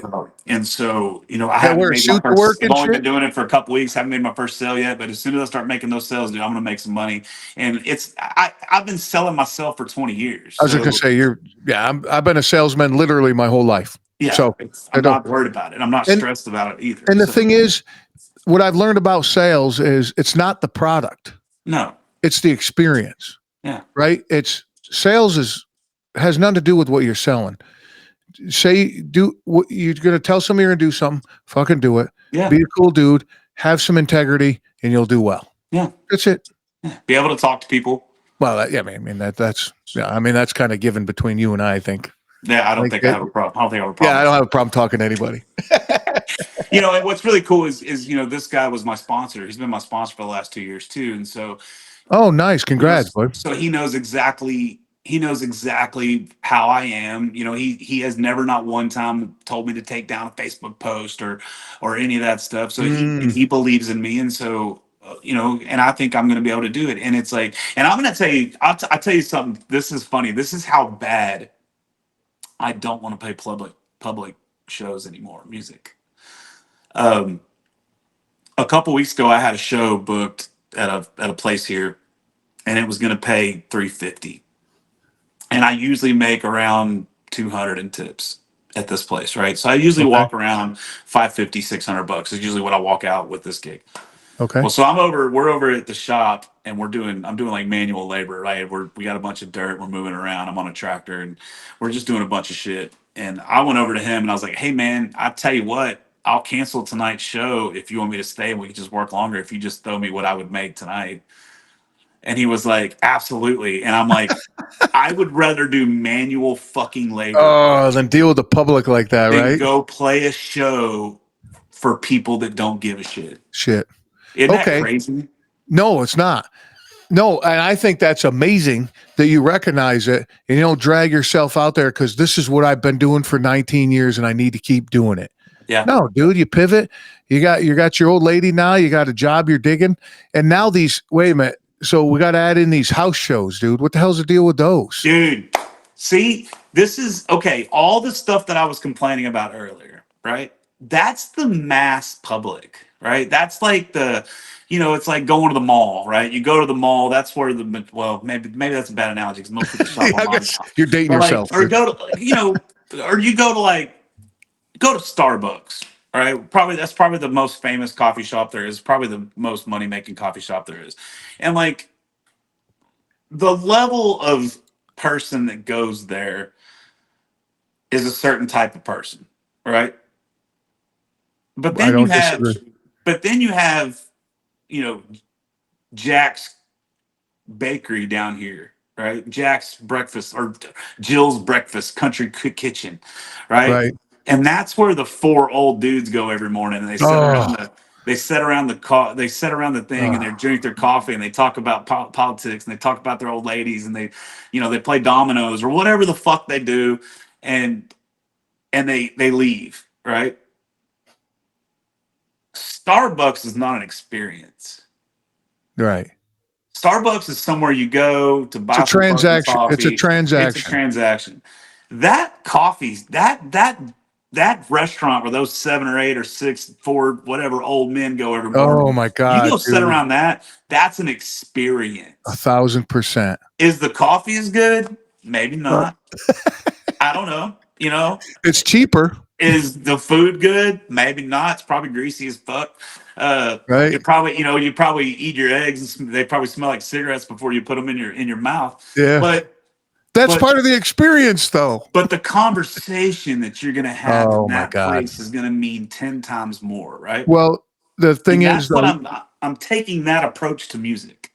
so now instead of playing at Starbucks, you're playing at Jack's I'm going country store. backwards. Good. Now, Instead of well, trying to get to the point where I want to sell out a stadium, which I never really gave a shit about in the first place, instead of worrying about that, what I'm worried about is how I can set up the best listening environment possible, the best the experience, experience. right? Yep. The best, the best thing that I could give someone else while giving my soul the best thing I can give it. Yep. All right. So I've been racking my brain, man. I've just been racking my brain. I've been trying new things. I've been playing these listing rooms. I've been trying to play smaller venues, but it's just doesn't matter if it's a public show and it's in a public environment. Just not working for you. People are not. It's just not setting everybody up to have the best experience possible, right? Yep. It's setting the bar up to make money, Well, yeah. You know, it's Yeah. setting the artist up to make money. It's setting up the people to be able to choose what they want to do, Mm-hmm. right? Uh, I want to go old school, man. I want to go back in the Bob Dylan days, man, where you just you put yourself in the position where people paid attention. If people didn't pay attention, you stopped doing it. So basically, what Holy I did. shit. So basically, what I did, I did my first one, and I We're said talking house party though, right? house concert. Oh, touche. Here's I like it. now, I like granted, it. I've done 8 so far Wow. over the last 3 or 4 months. Okay, so check this out. What I basically said, because I was done. All right. If I just, dude, if I want to make $500 and play for a bunch of people that doesn't give a shit for me about, I could literally do that 10 times a week. I can make $2,500 to $3,000 every week. Yeah, but where's your soul at that point? Exactly. So I said, Yeah. okay, this is not about the money anymore. This is now about listening. So what I'm going to do is I'm going to give away a house concert. Okay. Where did you come up with this idea? Like, how So did this come about? house concerts. I've done a few of them. It's always been a thing, right? Almost like a private, like when famous people get hired to do like a Well, that would be billionaire's more of like a 50th. private party, like Okay. a private event for the like a celebrity thing. What I'm talking about, like what a house. So okay, people will pay you to come to their house and Right. play for their 50th anniversary or their Sure. kid's Sure. 21st birthday or blah blah blah blah blah blah blah. I've done Right. a ton of those. When I do those, I charge 500 an hour, and most of the time I get 1,500 bucks because I'll do 3 hours. Okay, most of the Nice. time, but most of the time I'm background music. Oh Right? yeah. Yeah. They're catching up. They're celebrating. They're in the You're the pool. wedding. You're the They're, wedding singer. yeah, exactly, exactly. Yeah. So I knew that I didn't want to do that. So I knew I had to use a terminology that was not house party, Okay. okay, Or private party, right? or private party.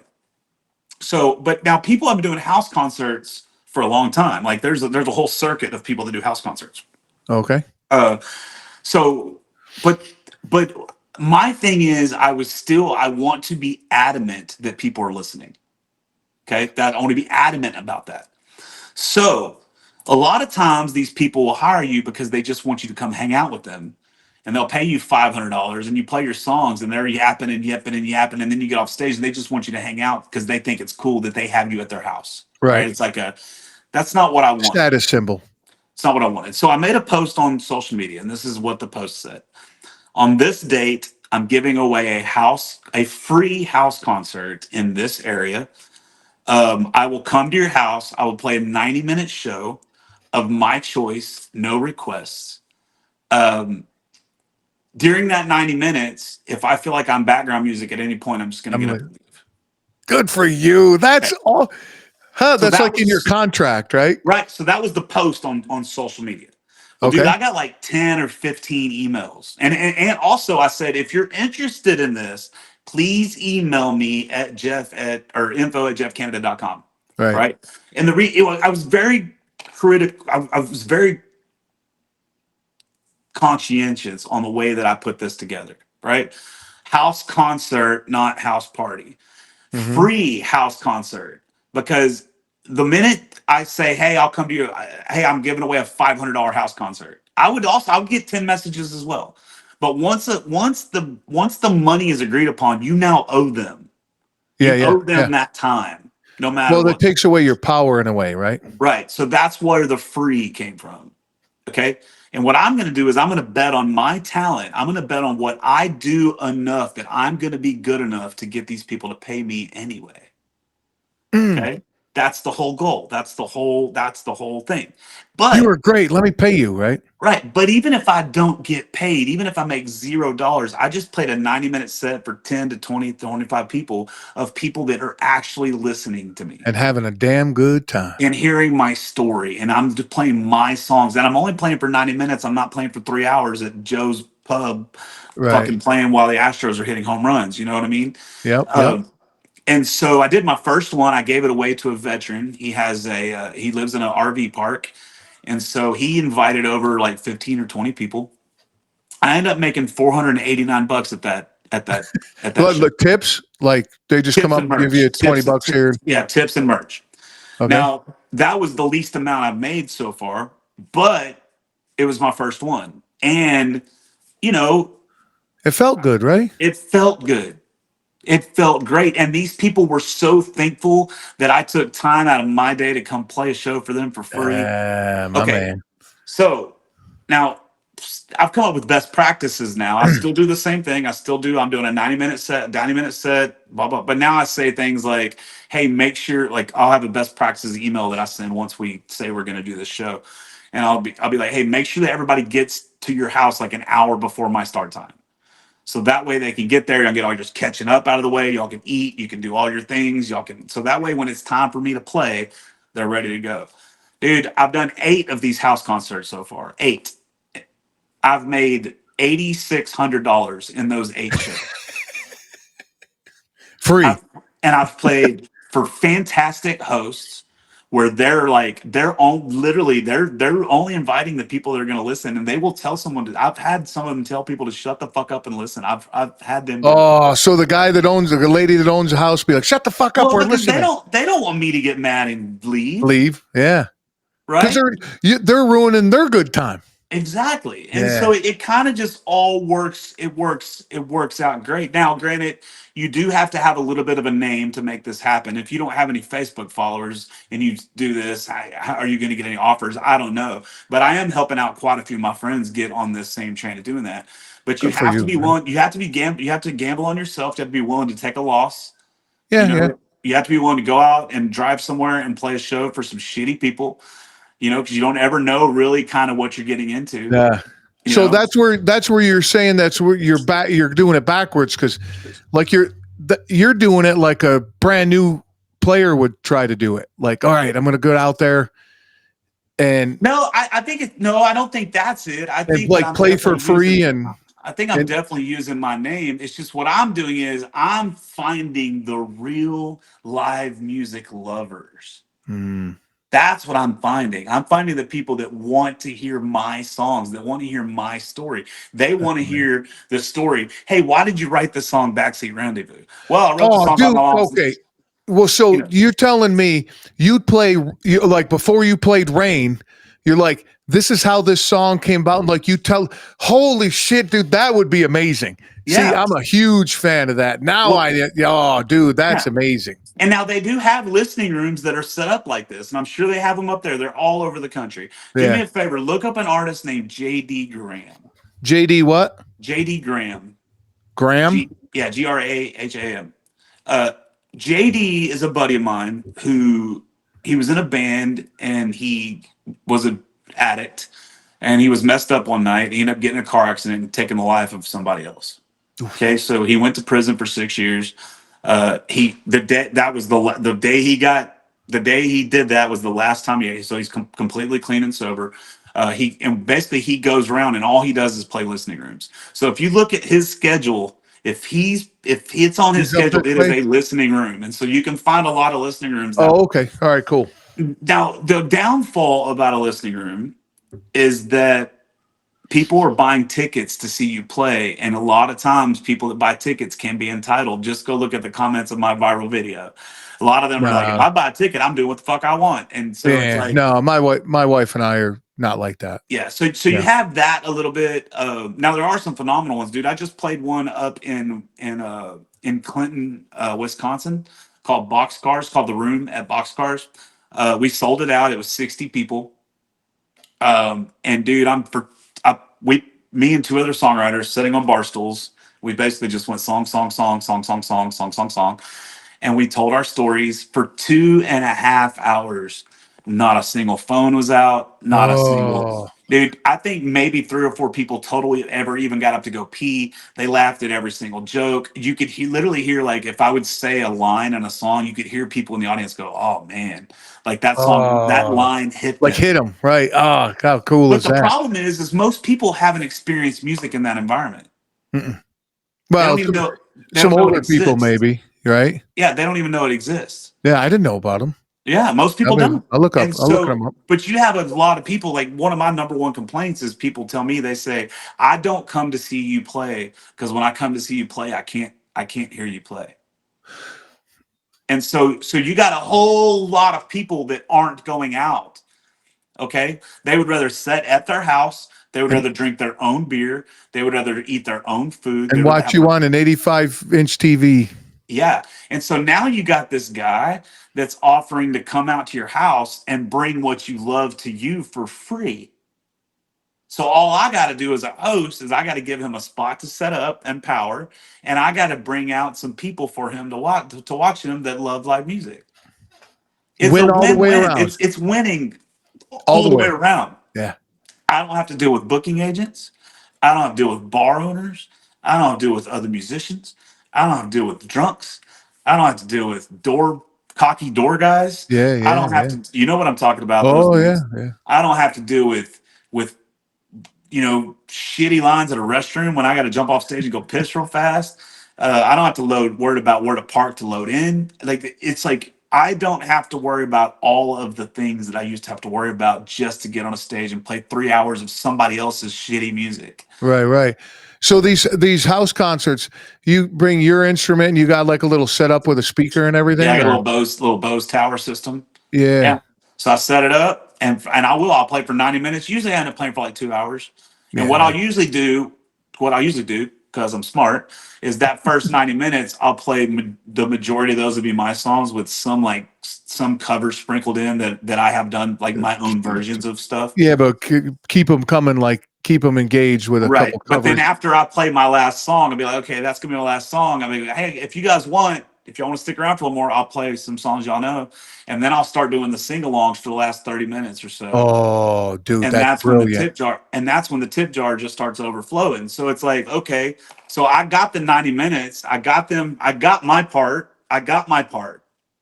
So now I'm Yeah, going to give them their part. their part. The And sing then along. afterwards, dude, I played one. I sat out on the back dock with this one guy's 16-year-old daughter. She had just learned how to play guitar, and we sat on the dock for like an hour playing guitar afterwards.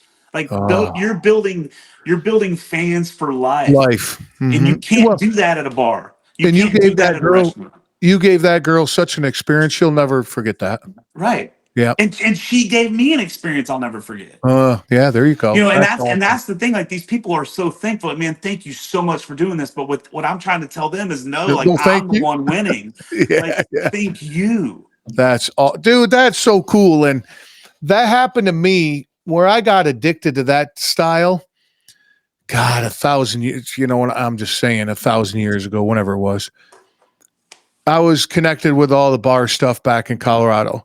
Well, Eric Church was coming through, and it was like this little private show in a small bar, but it's like super private and all that.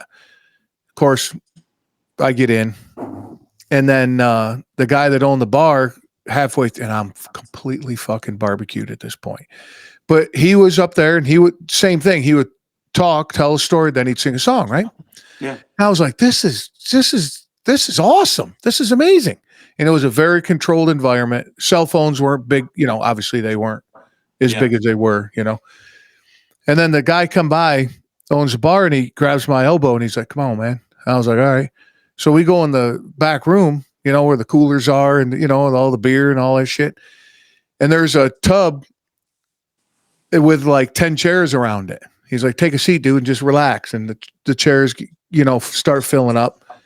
Well, he comes back with his guitar player and they start, and they had a keg of beer. And he's like, we ain't leaving till this keg floats. So he started playing more songs, and he would talk, dude. He would talk for 10 minutes telling a story. Yeah. And then he'd play a song, and I mean, talk about raw live. I mean, just him, when you can hear the whoop on the guitar when it's just, dude, it was amazing. Yeah. So the keg floats, right? He's like, wow, we ain't leaving yet. Has a guy bring over some beers, and he gets a big bottle of fucking booze, dude, a handle. In one handed, he holds it, and with his thumb, he spins the cap off, and he's like, well, I guess we got to drink it all. And we passed that thing. Dude, Yeah, man. but same type of thing, just sitting there listening to him. Hey, this is where the song came from. And, it was awesome. Yeah. It was amazing. So I can totally understand why people are driven to that. Yeah, and you don't get that. You don't get that at a No, big concert, no, and you no. don't get that at a bar. You know, at a bar, it's like go, go, go, go, song, song, song, song, because you don't want to lose them. Song, song, song, song, song, Mhm. song, song, song, song, song. You're not Okay, saying thanks for coming. anything.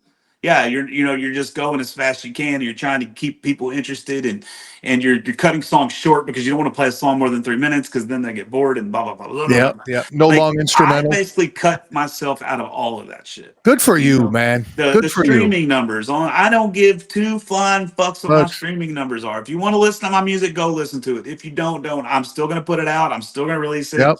If for my fans out there, I will always do that. But I don't care if you like it. I don't care if it's cool. I don't care if if I should have released it. I don't care if it's a shitty song.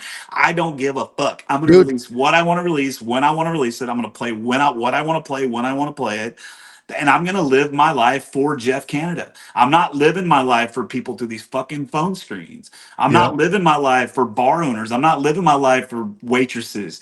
I'm not living my life for girlfriends and wives, and I'm not living my life for my kids. I'm living my life for me. Wow. I mean, fuck, dude. Amazing. That's I it. just think that's you. There's no other way to say it. How beautiful is that? I mean, that's And it. I how mean, happy? And how happy are you? dude, it's fantastic. Yeah.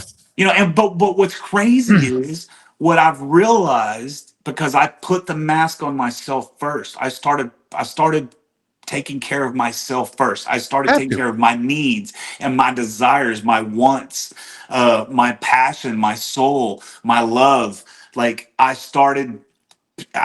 put everything into myself. And now what I've realized is now because I do that, I have more mental bandwidth now to give to these other Other people. people.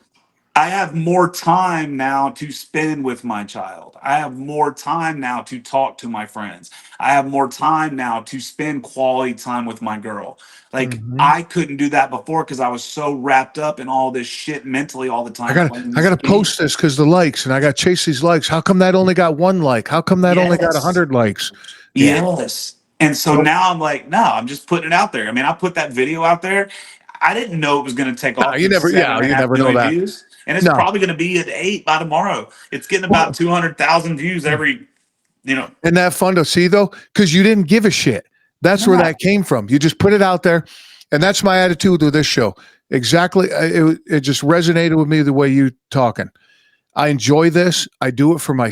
basically for myself to have conversations like this, and I throw it out there. If nobody listens, I don't give a shit. Yeah.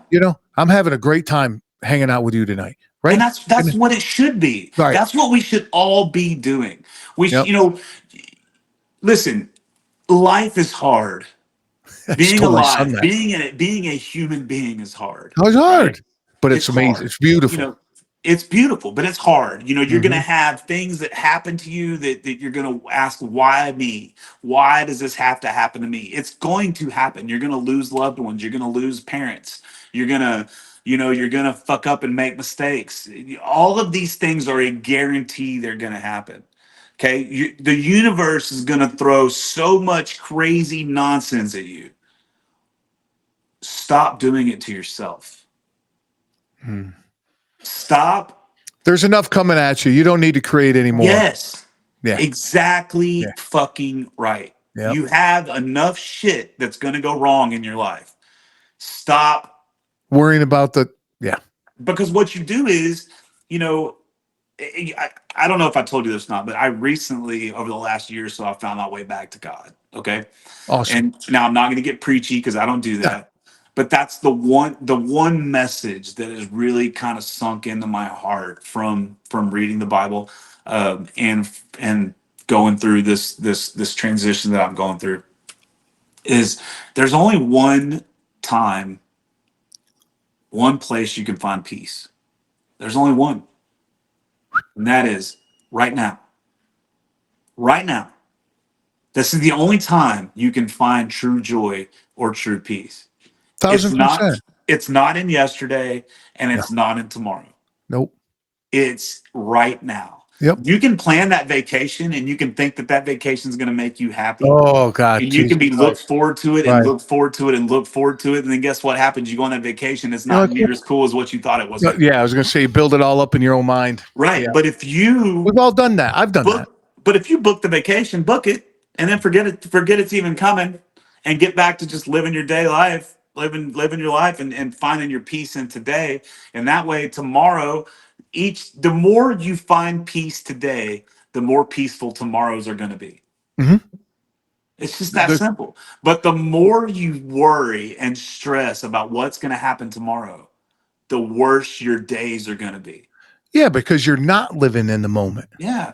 And Right. what you're worried about may not even fucking happen. Well, it ain't gonna. Yeah. What you're worrying about ain't gonna happen. Yeah. You're gonna be 1,000 times, 100x worse than what's ever gonna happen to you. You're gonna think that. Yeah. Yeah. There's no reason for that. And that's, and I'm, like I said, a friend of mine, they Because they took their own life last night, and it's, and what's crazy is this is an older dude who's got money, who really kind of didn't have any reason to do so. Um, and it sucks, it sucks. And, my oldest son works for him, and so he's taking it pretty hard because this is the first time he's had to deal with suicide. Me, I'd hate to say it, but I've kind of got used to it, I'm right there with you. I've seen enough of the cocaine in the nose and guns and mouths that yeah, yeah. yeah. And so it's his first time kind of dealing with it, and so my heart's broken for him, but I mean, I've been there, dude. I've been there. I've had the gun in my mouth. I mean, you've seen my monsters video. We've Yeah. talked about this before. I told you about the day that I almost drove my truck into the oncoming dump truck. Truck. Like, I've been there, man. Yep. I've been there, but just you have to remember that man, like you're gonna be all right. It's gonna be okay. 100%. And I was just talking to on a vacation. I was talking to a younger kid relative, but we'll keep it. And he mentioned something about suicide. And I stayed quiet for a minute because it was him and I in the car. And I took the conversation sideways and we got talking about, because he's young. So I said, dude, you're going to wait till you see that a girl when she holds your hand and the electricity goes through you and your little pecker gets hard and you don't know what to do and she's going to make fun of you and you're going to be embarrassed and I just keep coming up with these scenarios and he's like looking at me laughing. I go, you ain't going to have none of that. Yeah. All that, you won't experience any of that. I said, life is hard, dude. So it's funny when you said that because I told him, I go, life is fucking hard, bro, but it's so beautiful. All these little moments, it's so beautiful. And you won't have that if you do that action. Yeah. And he's like, nobody ever talked to me that way. And I go, yeah, I don't want you going anywhere.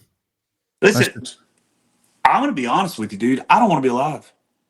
I want to be really honest with you on this here. I don't want to be here. I don't want to live in this time. I don't want to deal with the shit we have to deal with. I don't like Right. seeing everybody divided. I don't want to, go to work and work my ass off to give half of everything I make away. I'm tired of Right. struggling. I don't want to be here. Right. I don't. I'm going to be very honest about that. But I'm not going to kill myself. No, yeah. I'm not. I mean, I have too many people that depend on me. I care too much about the lessons that I teach my children. Um, I care too much for the woman I'm with to leave her high and dry. Um, I'm not. But what that's done. I mean, let me start over. It's not that I don't want to be alive. That's where I was in January. Mm-hmm. Right now, by me taking this approach of I'm no longer scared of death because I don't want to be alive anyway. Okay. Now, and reading the Bible, now it's like it's opened my heart up so much more to this life.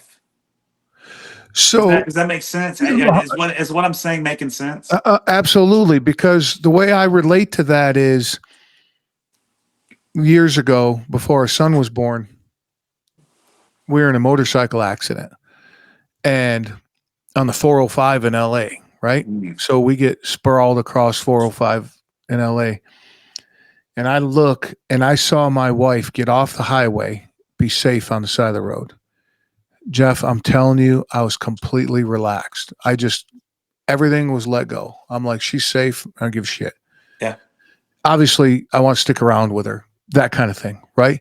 But from that day on, and especially when we had our son, I have no fear of death. Yeah, me Zero neither. fear. Me neither.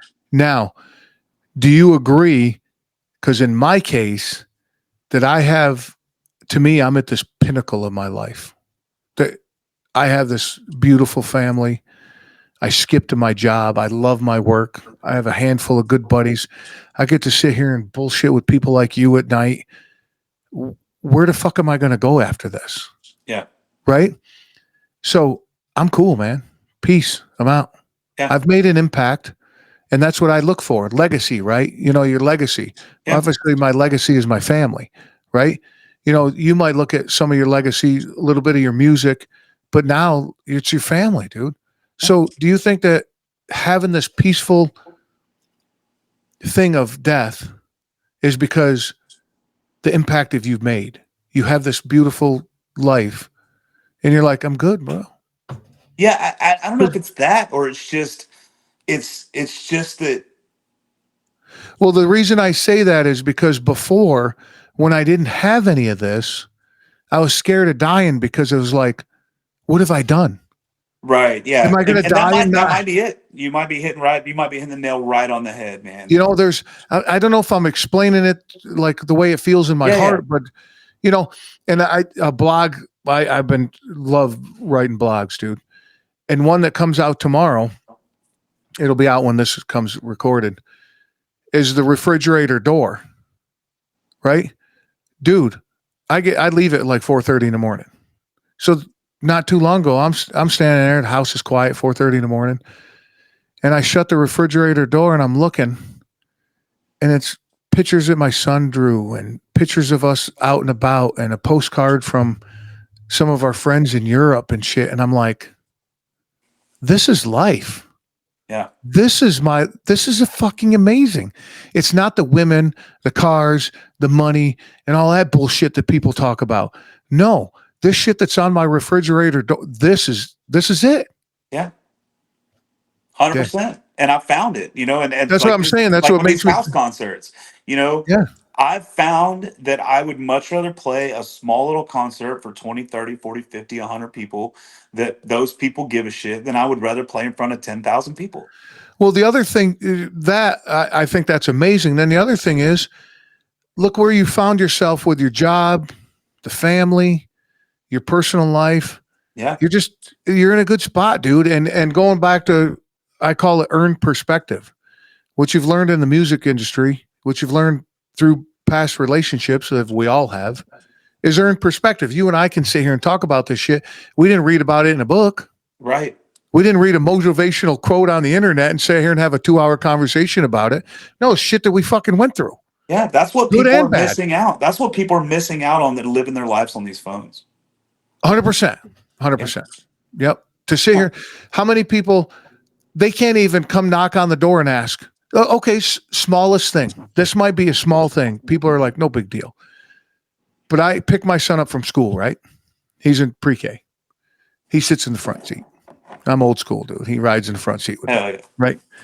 And through the neighborhood. I don't take him on the highway in the front seat, but, you know, in the neighborhood. So I got to stop and get gas. He finds it absolutely amazing that I give him my debit card and I pull up to the gas pump and he's like, how are you? He's 4 years old. How are you today? And of course, the gas guys are just, because in Jersey, you got to pump your own gas. Yeah, that's the way it is here. Yep. Oh, in Texas too? Yeah. Or no, I'm sorry. They pump, you can't pump your own gas in Jersey. Oh, gotcha. Oh, really? There's a gas attendant, every gas pump.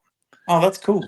So they come up and they see they see my son and they get all excited. My son is excited about pumping gas. Yeah. And going back to in the moment, he's like, this is amazing. And he hands a card, and the guy's like, "How are you?" He's like, "I'm good, sir. How are you?" And he's like, "Oh, I'm great. What can I do for you?" And he's like, "We need regular gas." And the guy goes, "Awesome. How much do you need? 20, 30?" My son looks at me. I go, "Tell him to fill it up." He's like, "Can you fill it up, please?" And the guy's like, "Absolutely. No problem. Thanks, buddy. I'll fill it up for you." And my son turns and he's just glowing, dude. Yeah. And I'm like, people don't do that anymore. They Yeah. sit like this on the phone while Yeah. they're pumping gas. No, talk to the guy, dude. Yeah. You know, he's a human Yeah. being too. He's got feelings. You know, Yeah, man. that's Yeah. a, We just went on this trip to Arkansas, and we were, like I said, we were only gone for 3 days, and I played a show up there, and then we were scoping out property and stuff, and man, I bet I didn't take 10 photos the whole trip. good for you. And I bet she didn't take 10 photos the whole trip. And we went hiking and we went out and we saw some waterfalls and we spent some time in hot springs and just had a great trip just being in the moment. That's it. Just being in the moment. That's And it. so and that's kind of my what I talk about at these house concerts. It's like I say, hey, I say that thing I said earlier about finding God again and peace and living in the now. And I'll say that right there. I'm like, and what we're all doing right now is we're Living in having the a moment. shared human experience right now. Oh, And I that's say it fucking. at every show, and everybody claps, and you can see people kind of tear up on it every time, and Now, is one thing you don't get is a negative response yeah, no, no, because us as humans, we want that yeah, and we need it. no. And you don't get near the negative response from human beings in real life that you do on the internet. No, that's the proportion of that is I mean, I've been extremely. called a fat fuck. I've been called no talent. I've been called a hack. I've been called, man, the things that have been said about me over the last 4 or 5 years since my name has kind of gotten out there a little bit Yeah. is crazy. And I don't understand it because I never go on anybody Like, else's where'd you shit and talk even shit. the my reach, some of the comments I get, I'm like, It's crazy. And yeah, it's insane, man. And so, and that's another thing. I don't know that I want to be any bigger than I am. I love it. Yep. Just this last week of dealing with this fucking thing going viral and all the notifications and Could all you, the craziness but and could you text imagine messages. 10 videos at a time going viral? Right And now, what so you I got to can't deal even with? imagine what it's like to be somebody like Luke Combs or Morgan Wallen or Taylor Swift or any of those people. Yeah. Like I couldn't imagine that. I don't want No, that. No, no, no, no, no. no, I always no. thought, see, so this is what I think you might be in this scenario, you as Jeff Canada. So I always thought if I was going to be famous, it'd be in a certain genre of something, right? Like poker. Yeah, So say that I was a famous poker player. Here where I live, I could go to the grocery store, go to the diner. Nobody's gonna fucking know who I am. You might right. see one or two people might come up and be like, "Oh my god, are you this guy?" Right? But then you go to a poker tournament, and you get that little itch. You get to scratch that itch of being famous. Yeah, But then you can go away from that, yeah. right? Do you get that now at the level that you're at? So it's weird. Okay, Like, can you go to the grocery store and I've had it.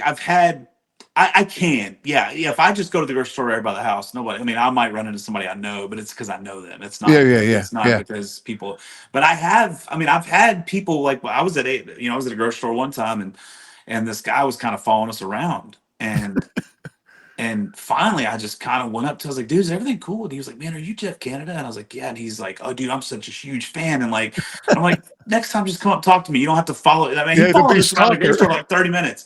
And I, I'm not a household name, but I get stopped a lot. I get stopped for pictures. I was in Nashville at the Red Door, hanging out with my buddy Justin Bilton, and Justin plays bass for Three Doors Down.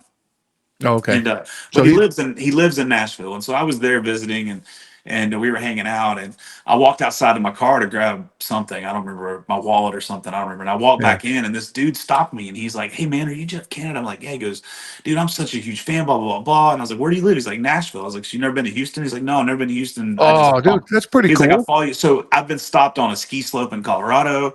I've been stopped at a casino in uh in uh in Louisiana, so I do get stopped and asked, but it's not but not to the point where whether it's bothersome. Right, but that's what I'm saying though. So you feel that a little bit. Could you imagine going to that ski slope and 500 people come rushing you and want your But attention and man, shit? but here's the thing, dude. There's only a certain amount of people To get to that level? that are that famous. And this is Yeah. one of my big fucking hangups with these Texas country artists Okay. All right. is we'll be at a festival, for example. Right? We'll be playing a festival, and Okay. you have a big headliner. Well, that headliner is on his bus. His band does the sound check, or maybe he does the sound check, whatever. Then he goes to the bus. He does not get off his bus until it's time to play the show. Then Right. he gets Right. off the stage, he plays the show, and he gets back on the Back on the bus, bus. Yeah, I and used to do that's it. security for those guys. That's it. I And drag it's them off like the they bus. think they're the biggest fucking shit when really they could get out and walk around the grounds and no one is gonna fuck with them. You're Ah. not that famous, you know. I've seen that too. I've like Cody Canada, for example, with Cross Canadian Ragweed. They're a huge Texas country band. They broke up for a while. They're finally doing shows again, and they're selling out stadiums, dude. It's fucking insane Oh, what they're that's doing. pretty cool. But Cody, that dude, everybody in Texas knows who he is. But he gets out, and he walks around the fairgrounds and the festival grounds, and he walks out and hangs out with people and talks to people, and nobody fucks with him. Yeah. Casey Donahue's another one. I played a festival with him. He was walking around while I was playing my set. He was out there in the crowd watching my set. Like it's you're not that famous, so fucking calm down a little Yeah. bit. Yeah. And Okay. I could see where your pet peeve would come with that. well, that's what High Horse is about. My song High Horse. That's what that song is about. It's about Oh, those about the guys. guys that thinking they're all. It's about those guys that act like that shit, especially the ones that are on like my level or lower that act like that shit. Oh, come on, bro. Because I'm the But opposite. I'm like the first one at the festival, last one to leave. I'm hanging out with it. I'm never in the green room. I'm out hanging out with the crowd the whole time, that's watching the other bands. Um, but I'm like an extreme extrovert. So I think even if I was the biggest person on the planet, I would be more like Post Malone.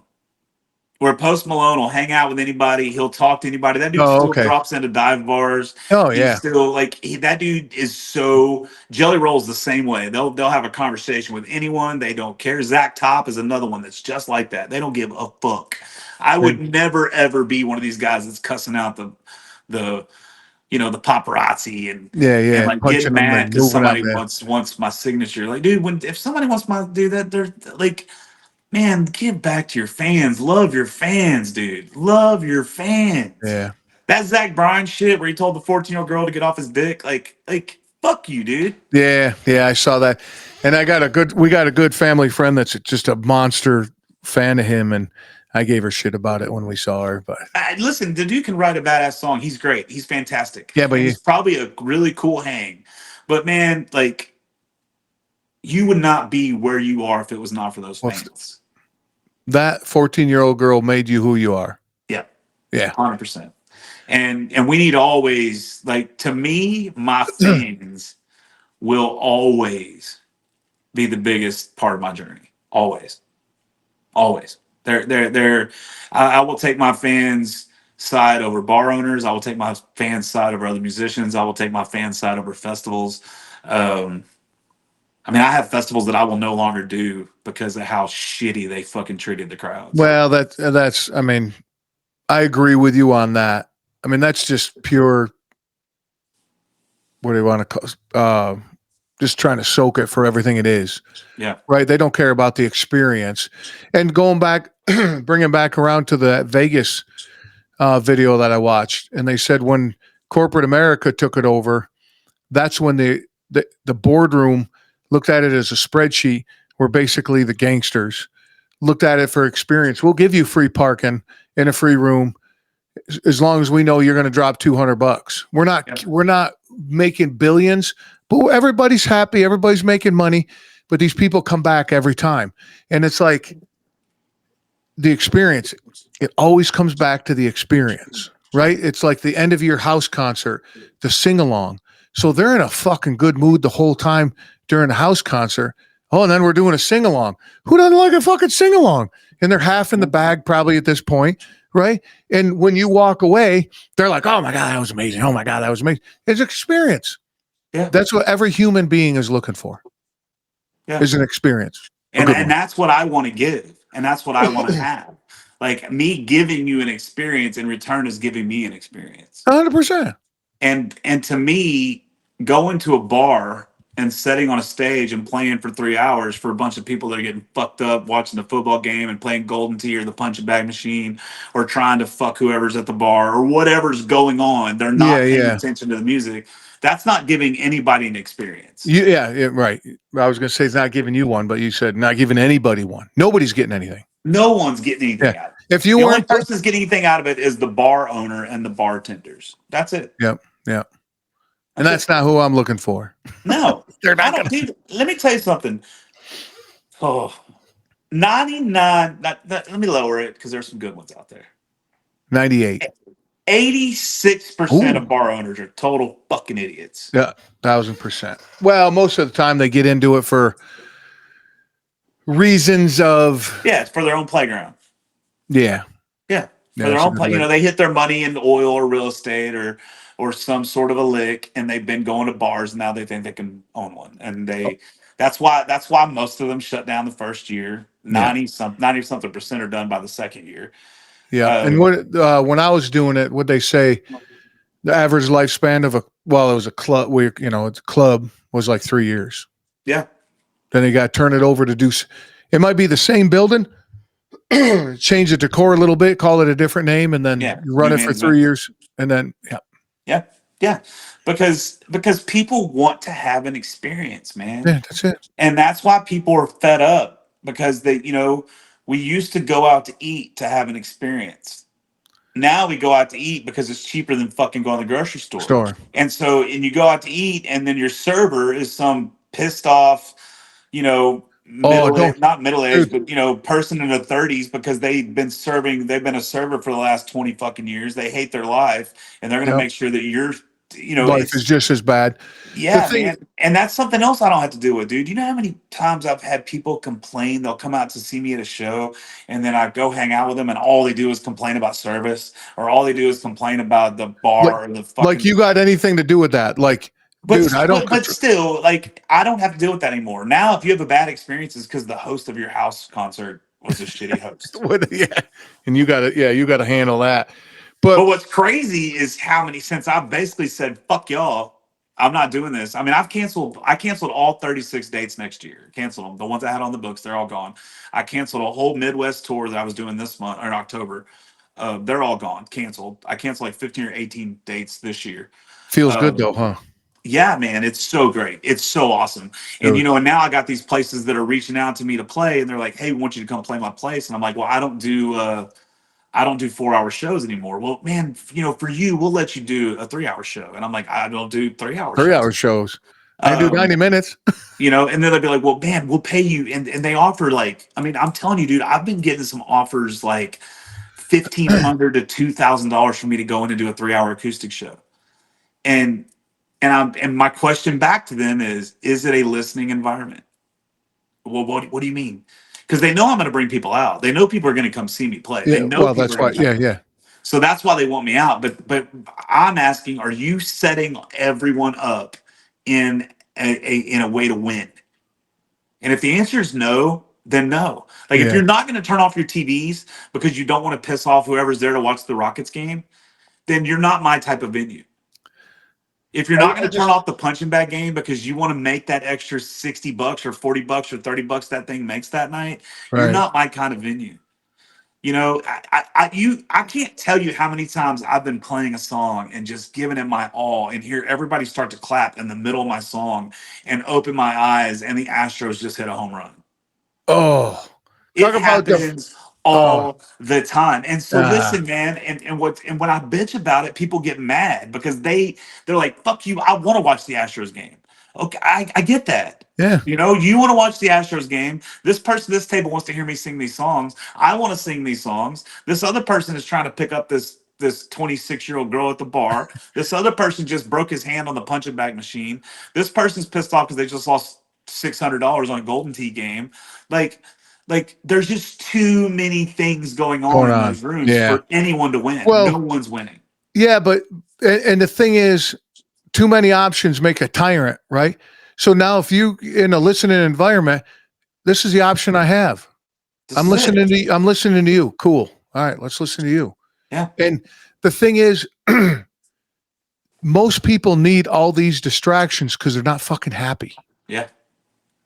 Like, I'm going to tell you right now, if we went to a listening room with you or whoever singing, my wife and I could sit there for 90 minutes and not say a fucking word to one another. Yeah. And I'd rub her leg and she'd rub my back and we'd have Or you might say, man, did you hear that? That's yeah. Or I'd nudge her. Man, or I love this song. Or, Yeah. And I'd nudge her and, yeah. you know, she knows my language. So I'd nudge her and she's like, yeah. Well, you're not going to get mad if somebody's like, hey, like, did you hear what he said? Like, Yeah, that's right. not going to make you mad. But did you hear like, what? Fuck Did yes. but did you hear what Betty in accounting did today? Oh my God, I can't believe it. Right. Yeah. Yeah. But the thing is, like, we're beyond content. We're happy in what we're doing, right? So if you got a guy that hates his fucking life, is not happily married, he comes to the bar and he has zero control over any part of his life. So now he thinks he's got control if I'm going to tell you to turn the fucking Astros on. Yeah. Right? Because it gives him a power trip or whatever. Or, hey, can you turn the band down? They're too loud. Or whatever it is. Talk. Right. Because they don't control anything in their life and they think that they can control that environment. Yeah. Right. That's my theory on it anyway. Yeah. I mean, that's that's a big part of it, dude. Yeah. And I guarantee you, man, I feel really, really sorry for the next person asks me to turn it down. I do. You got to record feel really, that. really sorry, man. That's gonna be That's gonna be next viral video. Well, I have shirts being made right now that say "Shut the fuck up and listen," and so those should be up on the website next few days. I'm trying to get those sold. Yeah. All right, I gotta get one of those. And then I'm working on a song right now called "Shut the Fuck Up and Listen," so I'm hoping to put that out, you know, in the next, I don't know how many ever months, but there's a lot of stuff coming down the pipeline. I got a lot of music that I'm going to release as soon as I start getting paid from this job. You know, fuck. I mean, I'm over $1,500 on just from Facebook on that one post. No shit, huh? Yeah. Oh, so, speaking of that, I don't know if you saw. Hold on, let me look real quick. Because on YouTube, you don't get paid. One of the metrics of being paid is 1,000 subscribers. Oh, is it? Right? I don't know. I hit every metric except for the 1,000 subscribers, right? Yeah. I'm at 994. Ah, shit. We got to get you. We got to get you past that. We'll see if we can get you past that. Holy shit. Yeah, because then I looked at what I'll be paid and I'm like, I think YouTube's like my least. I think YouTube, I'm only around like 12 or 1,400 followers. Facebook is the most. I mean, hell, I had 21,000 followers last week. I'm set at 37,000 followers. God damn. What's their metric of paying you? Is it followers or is it well, no, Facebook's much different. If it's a video over a minute, you don't get paid. So it's got to be under a minute. Where TikTok, it has to be over a minute for you to get paid. No shit. That's good for people to know. Yeah. And so, the one post has 7.5 million views when I started this thing, and it was at $1,500 is what I'm at like Facebook owes me like $2,200 or $2,300 for next month. Okay. You don't get trouble getting paid from them, do you? No. They deposited all of them. TikTok, everybody, they deposited in my PayPal account automatically. I make around $400 a month off Facebook, and I make probably around that same amount off TikTok. On a normal average. Now this one's crazy just because of that whole thing. Yeah. But that same video got 440,000 views on TikTok, but I won't make anything off that because it's not a minute long. No shit. How like where's it at? It's like 300,000. Dude, add like a little clip at the end and push it over a minute. Yeah. Well, that's that But 6 months or so. these are the games that you don't have to play anymore, dude. You Yeah. just fucking throw it up. If it's 57 seconds, I'll give a shit. Throw it up there, dude. Yeah, I don't give a fuck, dude. Yeah. I don't Yeah. care. I'm here, dude. I'm here to break hearts and have fun. Like that's it. Ah, I like it. That's it. I like it. That's I it. like That's it. all I want to do, man. I want to meet as many people as I can. I want to share as many stories as I can. I want to hear as many stories as I can. I That's want a to get big to one. know as many people as I possibly can. I want to chase all the smiles that I can. I want to see as much of this country, as much of this world as I can. Um, And you're but the gonna do. biggest, I want to just smile as much as possible, and that's I it. love And it. that's what I'm going to do. And if you're not part of that goal of peace and smiling, then you're not part of my Move, world, man. move on. I've removed many people from my life because nope. If you're causing me drama, if you're causing me on a consistent basis, right? Because I call it my table. If you're sitting at my table, I'll scorch the earth for you, Yeah, right? Because 100%. right, if you're an arm's length of me, cool, we're good, but there's still boundaries. If you're past that and you're causing me chaos, get the fuck out of here, dude. I Yeah. want nothing to do with you. Yeah. People are The like, you way don't I touch. look at it is with my table is you don't have to earn a spot at my table. Actually, I'll give you a free spot at my table. You got to You have to earn to keep it. keep it 1,000%. That's exactly the way I do. I always have a chair. I'll make the table even bigger. Sit down, dude. So Yeah. you start to make the conversation, to make it to the point. You start being an asshole. See you, bro. Get the fuck Oh out. yeah, and as soon as you start putting boundaries up, you start then you're the asshole, and man, like it's pretty crazy. I've had musicians. I'll say his fucking name. I don't give a shit. There's this musician down here. His name's Harley Ray, and he's been here forever. And he, used to be a fucking drug head and alcoholic and just a total piece of shit. And he was started getting to booking a few years back or whatever, and he ended up fucking over a couple musicians. Well, I found out about it. So I reached out to him and I fucking called him out. I was like, "Hey man, like you got to get your shit together, and if you're going to be booking other bands, you got to have the money in your account to pay that band if the venue doesn't pay them. It's your, Yeah, yeah. you know." And I went down the list, blah blah blah. Well, he ended up getting sober, and him and I ended up becoming pretty good friends. And he's a fantastic writer, but he's kind of one of like these he's kind of a grifter a bit, right? He's kind of like a used car salesman, kind of a hustler. Uh, Kind of has his hands in so many things that he doesn't do anything really well, kind of situation. But he's still a friend, and I would never disrespect him. Well, then one morning I get a text message from like 10 or 15 people, and they're like, it's a screenshot of a Facebook post he made. Oh, he's talking shit about you. Yeah, and it said his Facebook said, "Man, I am glad that I'm not some washed up musician complaining about my Oh, industry that oh, writes songs like a 14-year-old girl with daddy issues." oh, bro. So I went over to his page and it was deleted. And so I figured he'd probably fallen off the wagon and kind of, but hey, Mm, sober mouth still, speaks. I mean, intoxicated mouth speaks sober brains truths. 1,000%. And so I made a Facebook post of my own. And I said, I think it's really funny when somebody makes a really shitty Facebook post about you, but then deletes it, thinking no one's gonna know. Yeah, yeah, So yeah. he saw that and made another Facebook post, and this time he fucking called me out for losing my girl. And he left that up there. He's like, in the comments, he said, I just didn't want anybody to have to wonder who I'm talking about or whatever. So I knew it was about me. And that was it. I left it at that. I didn't say anything else. I was Oh, like, did you whatever. ghost it? You ghost it? Yeah, I just blocked him and went on about my business. And, but it's like, I get that that's happened so many times with these musicians, man. It's happened So, so many times. it's like you're in the 10th grade, dude. Just, It's insane. It's insane. And yeah. that's something else that I don't You don't have want to to do deal with with it. it. You don't have to deal with it anymore. Yeah, I've done artist spotlights on musicians, and then they unfollow me because of something, or they went and hung out with somebody that doesn't like me and they unfollow me. You're never going to recruit me to hate somebody. Like, Oh, if I'm going to hate somebody, it's going to be because of something they did to me, not because of something they did to you. yeah, Like, well, that's it. I posted something about that. It's like if you get recruited to hate somebody that you don't through somebody, stop, dude. yeah, That's ugh. yeah. But Jeff, we gotta shut this down, buddy. Yeah, we could talk all night. Dude, I'll talk to you till fucking Sunday. So I'm the same way, man. I love it. yeah. Well, let me give you the mic for a second. Tell everybody what's going on. Well, Where they can find you. I'm bringing the Jeff Canada show back. That's coming back. I have Podcast? the podcast. I have Nice. my first interview set up next week. His name's Zach United. He's a radio DJ here at the biggest country music station in Houston. Good buddy of mine. He's going to come in. And then I'm going to start working on getting, some pretty good guests lined up after that. But I'm doing that again because the reason I shut that down is because it was kind of having a negative impact on my music career. And I don't have to worry about that anymore. I was going to say, now it doesn't matter. And the podcast checks a lot of boxes for me because it allows me to talk to people that I want to talk to. It allows me to learn things about people and things that I'm interested in.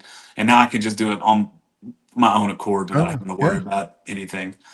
So that's coming back. I'm kind of put a halt on any studio work right now until after the first of the year.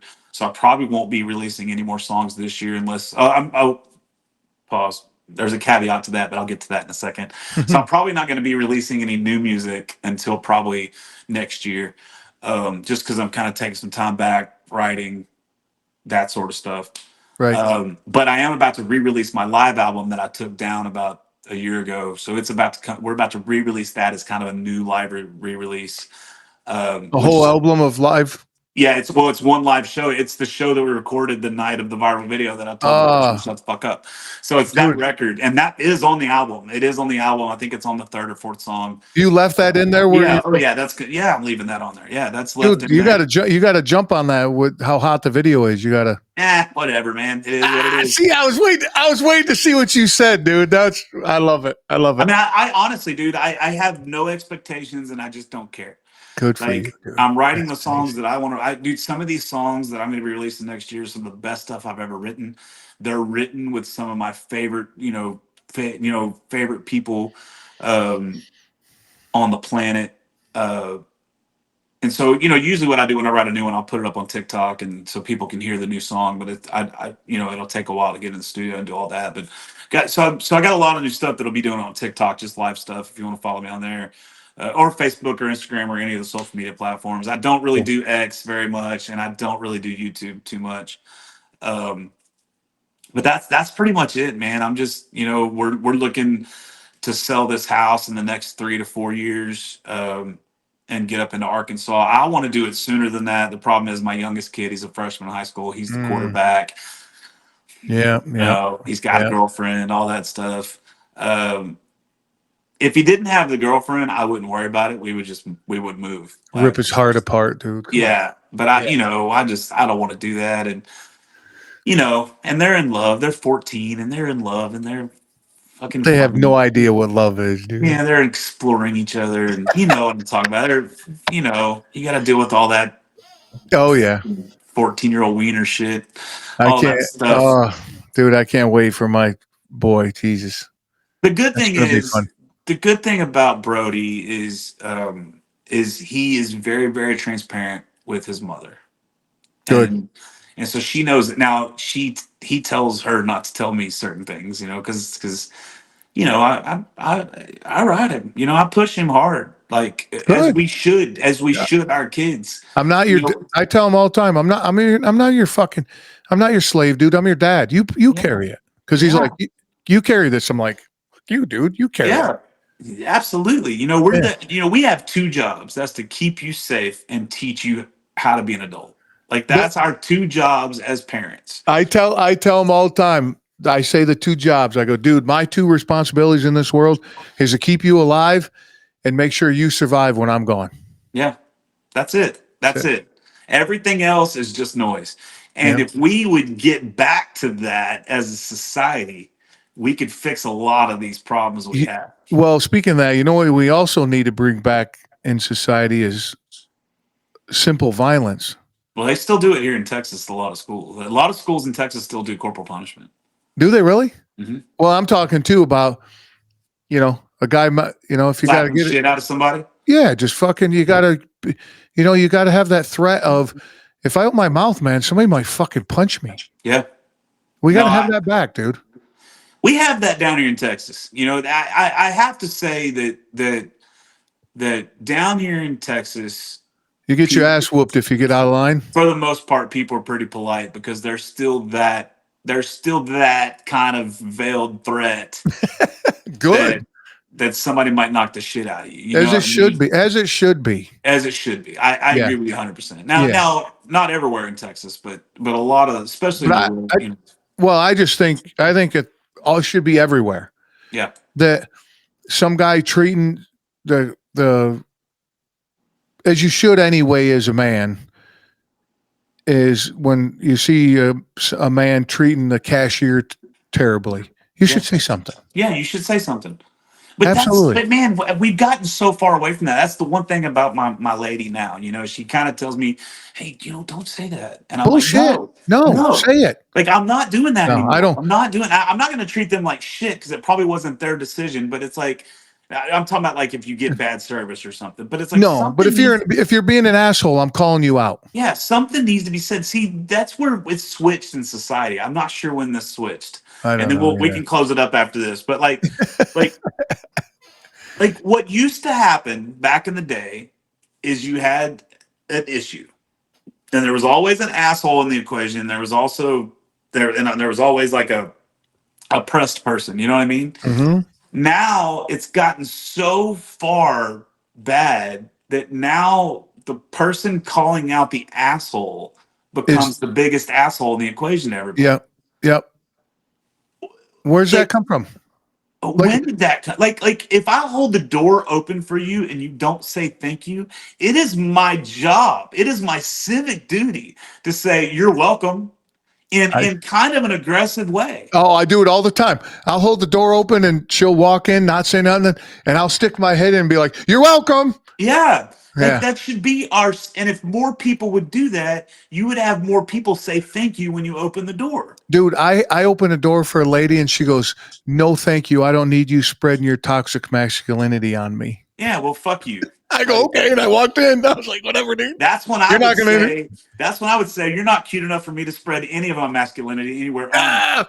No, I usually, the PC version is, I held the flashlight for my dad. You cannot insult me. So you're not going to hurt my feelings at all. I would have just said eat shit. That's what I would have Yeah, said. yeah. You Well, know, I'm that same way thing. now. I'm that way now because, dude, I don't hold back at all anymore. And again, I'm not aggressive. I'm not getting out of line or anything like that. But if I see, I check you, dude. I'll Yeah. check you in a See, heartbeat. that's the one thing y'all have up there that we don't have down here. And I noticed that when I come up to like the Northeast, whatever. Um, They'll call you out. yeah. See, most Southerners think that the Northerners are assholes. No, we just say it away. Yeah, No. you say the truth. Down here in Texas, everybody's so fucking polite, and no one wants to hurt anybody's feelings. And then it's all passive aggressive underneath, right? Yeah, it's all passive aggressive, you know. But Up here, they're just like, but we're fucked down here because if you're raised like me, I say the words yes ma'am, no ma'am, yes sir, no sir. yeah, of course. And I Me say too. it at any age. Like it doesn't Me matter. too. Like I tell my niece when she was 6, no ma'am, right? Oh yeah. If Me I too. call you ma'am or I call you sir and you're offended by that, you're the fucking dickhead. Well, I always say Not me. that's a you problem, not a me problem. Yeah, not me. And so it used to be when I would say yes, ma'am, I would get back the I'm not old enough to be a ma'am shit. Now you get well, you fucking misgendered me, and I'm just like, no. No. I see a woman. that's You're a what I woman. see. Yeah. So going back to the victim thing, like I was at a poker table and a guy, I know him. We're not friends or not, but I always see him in the circuit, right? Because, poker players, you always see the Yeah. same guys, right? He's like, "Man, how's your boy?" And I'm like, "Ah, good, buddy." And he's doing this and we're doing that. And it came up somehow. He's like, "You lied to your son?" I go, "Fuck, every day, dude. I mean, little white lies here and there. You know what I mean? Just, come on, dude. Fucking." And out of the blue, a guy straight across from me at the table's like, "You lie to your son?" I was like, "Yeah, every day." "Okay." He's like, "I don't think that's right." And I go, "You got any kids?" He's like, "No." I go, "Well, shut the fuck up then." Yeah.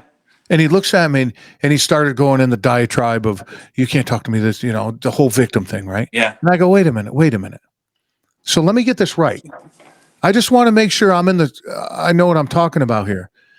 So me and this gentleman were having a conversation, had nothing to do with you. You interrupted us, asked me a question. I gave you the answer. Now you're playing the victim? Yeah. Go fuck yourself, dude. Yeah. And he's like, oh, I can't be around this, and got up and left, and everybody started clapping. Yeah, good. I was gonna take all your fucking money anyway. You Yeah, I was just gonna. bitch. I was just like, you do something, and then somebody calls you out on it, and now you're the victim. Yeah. No, dude, I don't put up with that anymore. Nope. Nah, me neither. Nope, me neither. I did it for 3.5 years, dude. For 3.5 years, I walked around eggshells with a victim. If everything was constant fucking victim. Everything else is everybody else's fault. Okay. But that being said, it's the yin and yang. Yeah. Right? Yeah. It's the sunshine and rain. Yeah. Yeah. You went through the fucking rain. Now look how sweet the sun is. I know, dude. It's great. Right? You got to go through better. Right. You got to go through some bullshit. Yeah. And then you look like my life right now. Okay. Of course it's not always been this way. Have I been broke to where I can't eat for a week? Yeah. Have I been through some shit? Yeah. But that's what makes this so much fucking sweeter. Yeah. Yeah. Yeah. Absolutely, brother. On that note, buddy, hang tight though. I'm going to shut it down. Yep. Thanks again, Jeff. Absolutely. Bye, everybody. Later.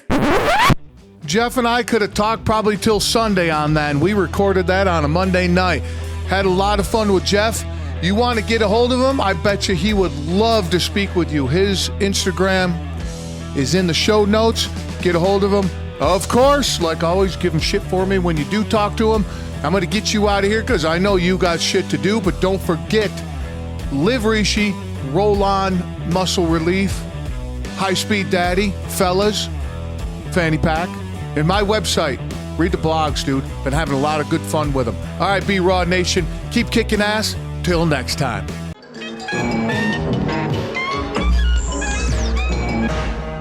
You out there? You listening?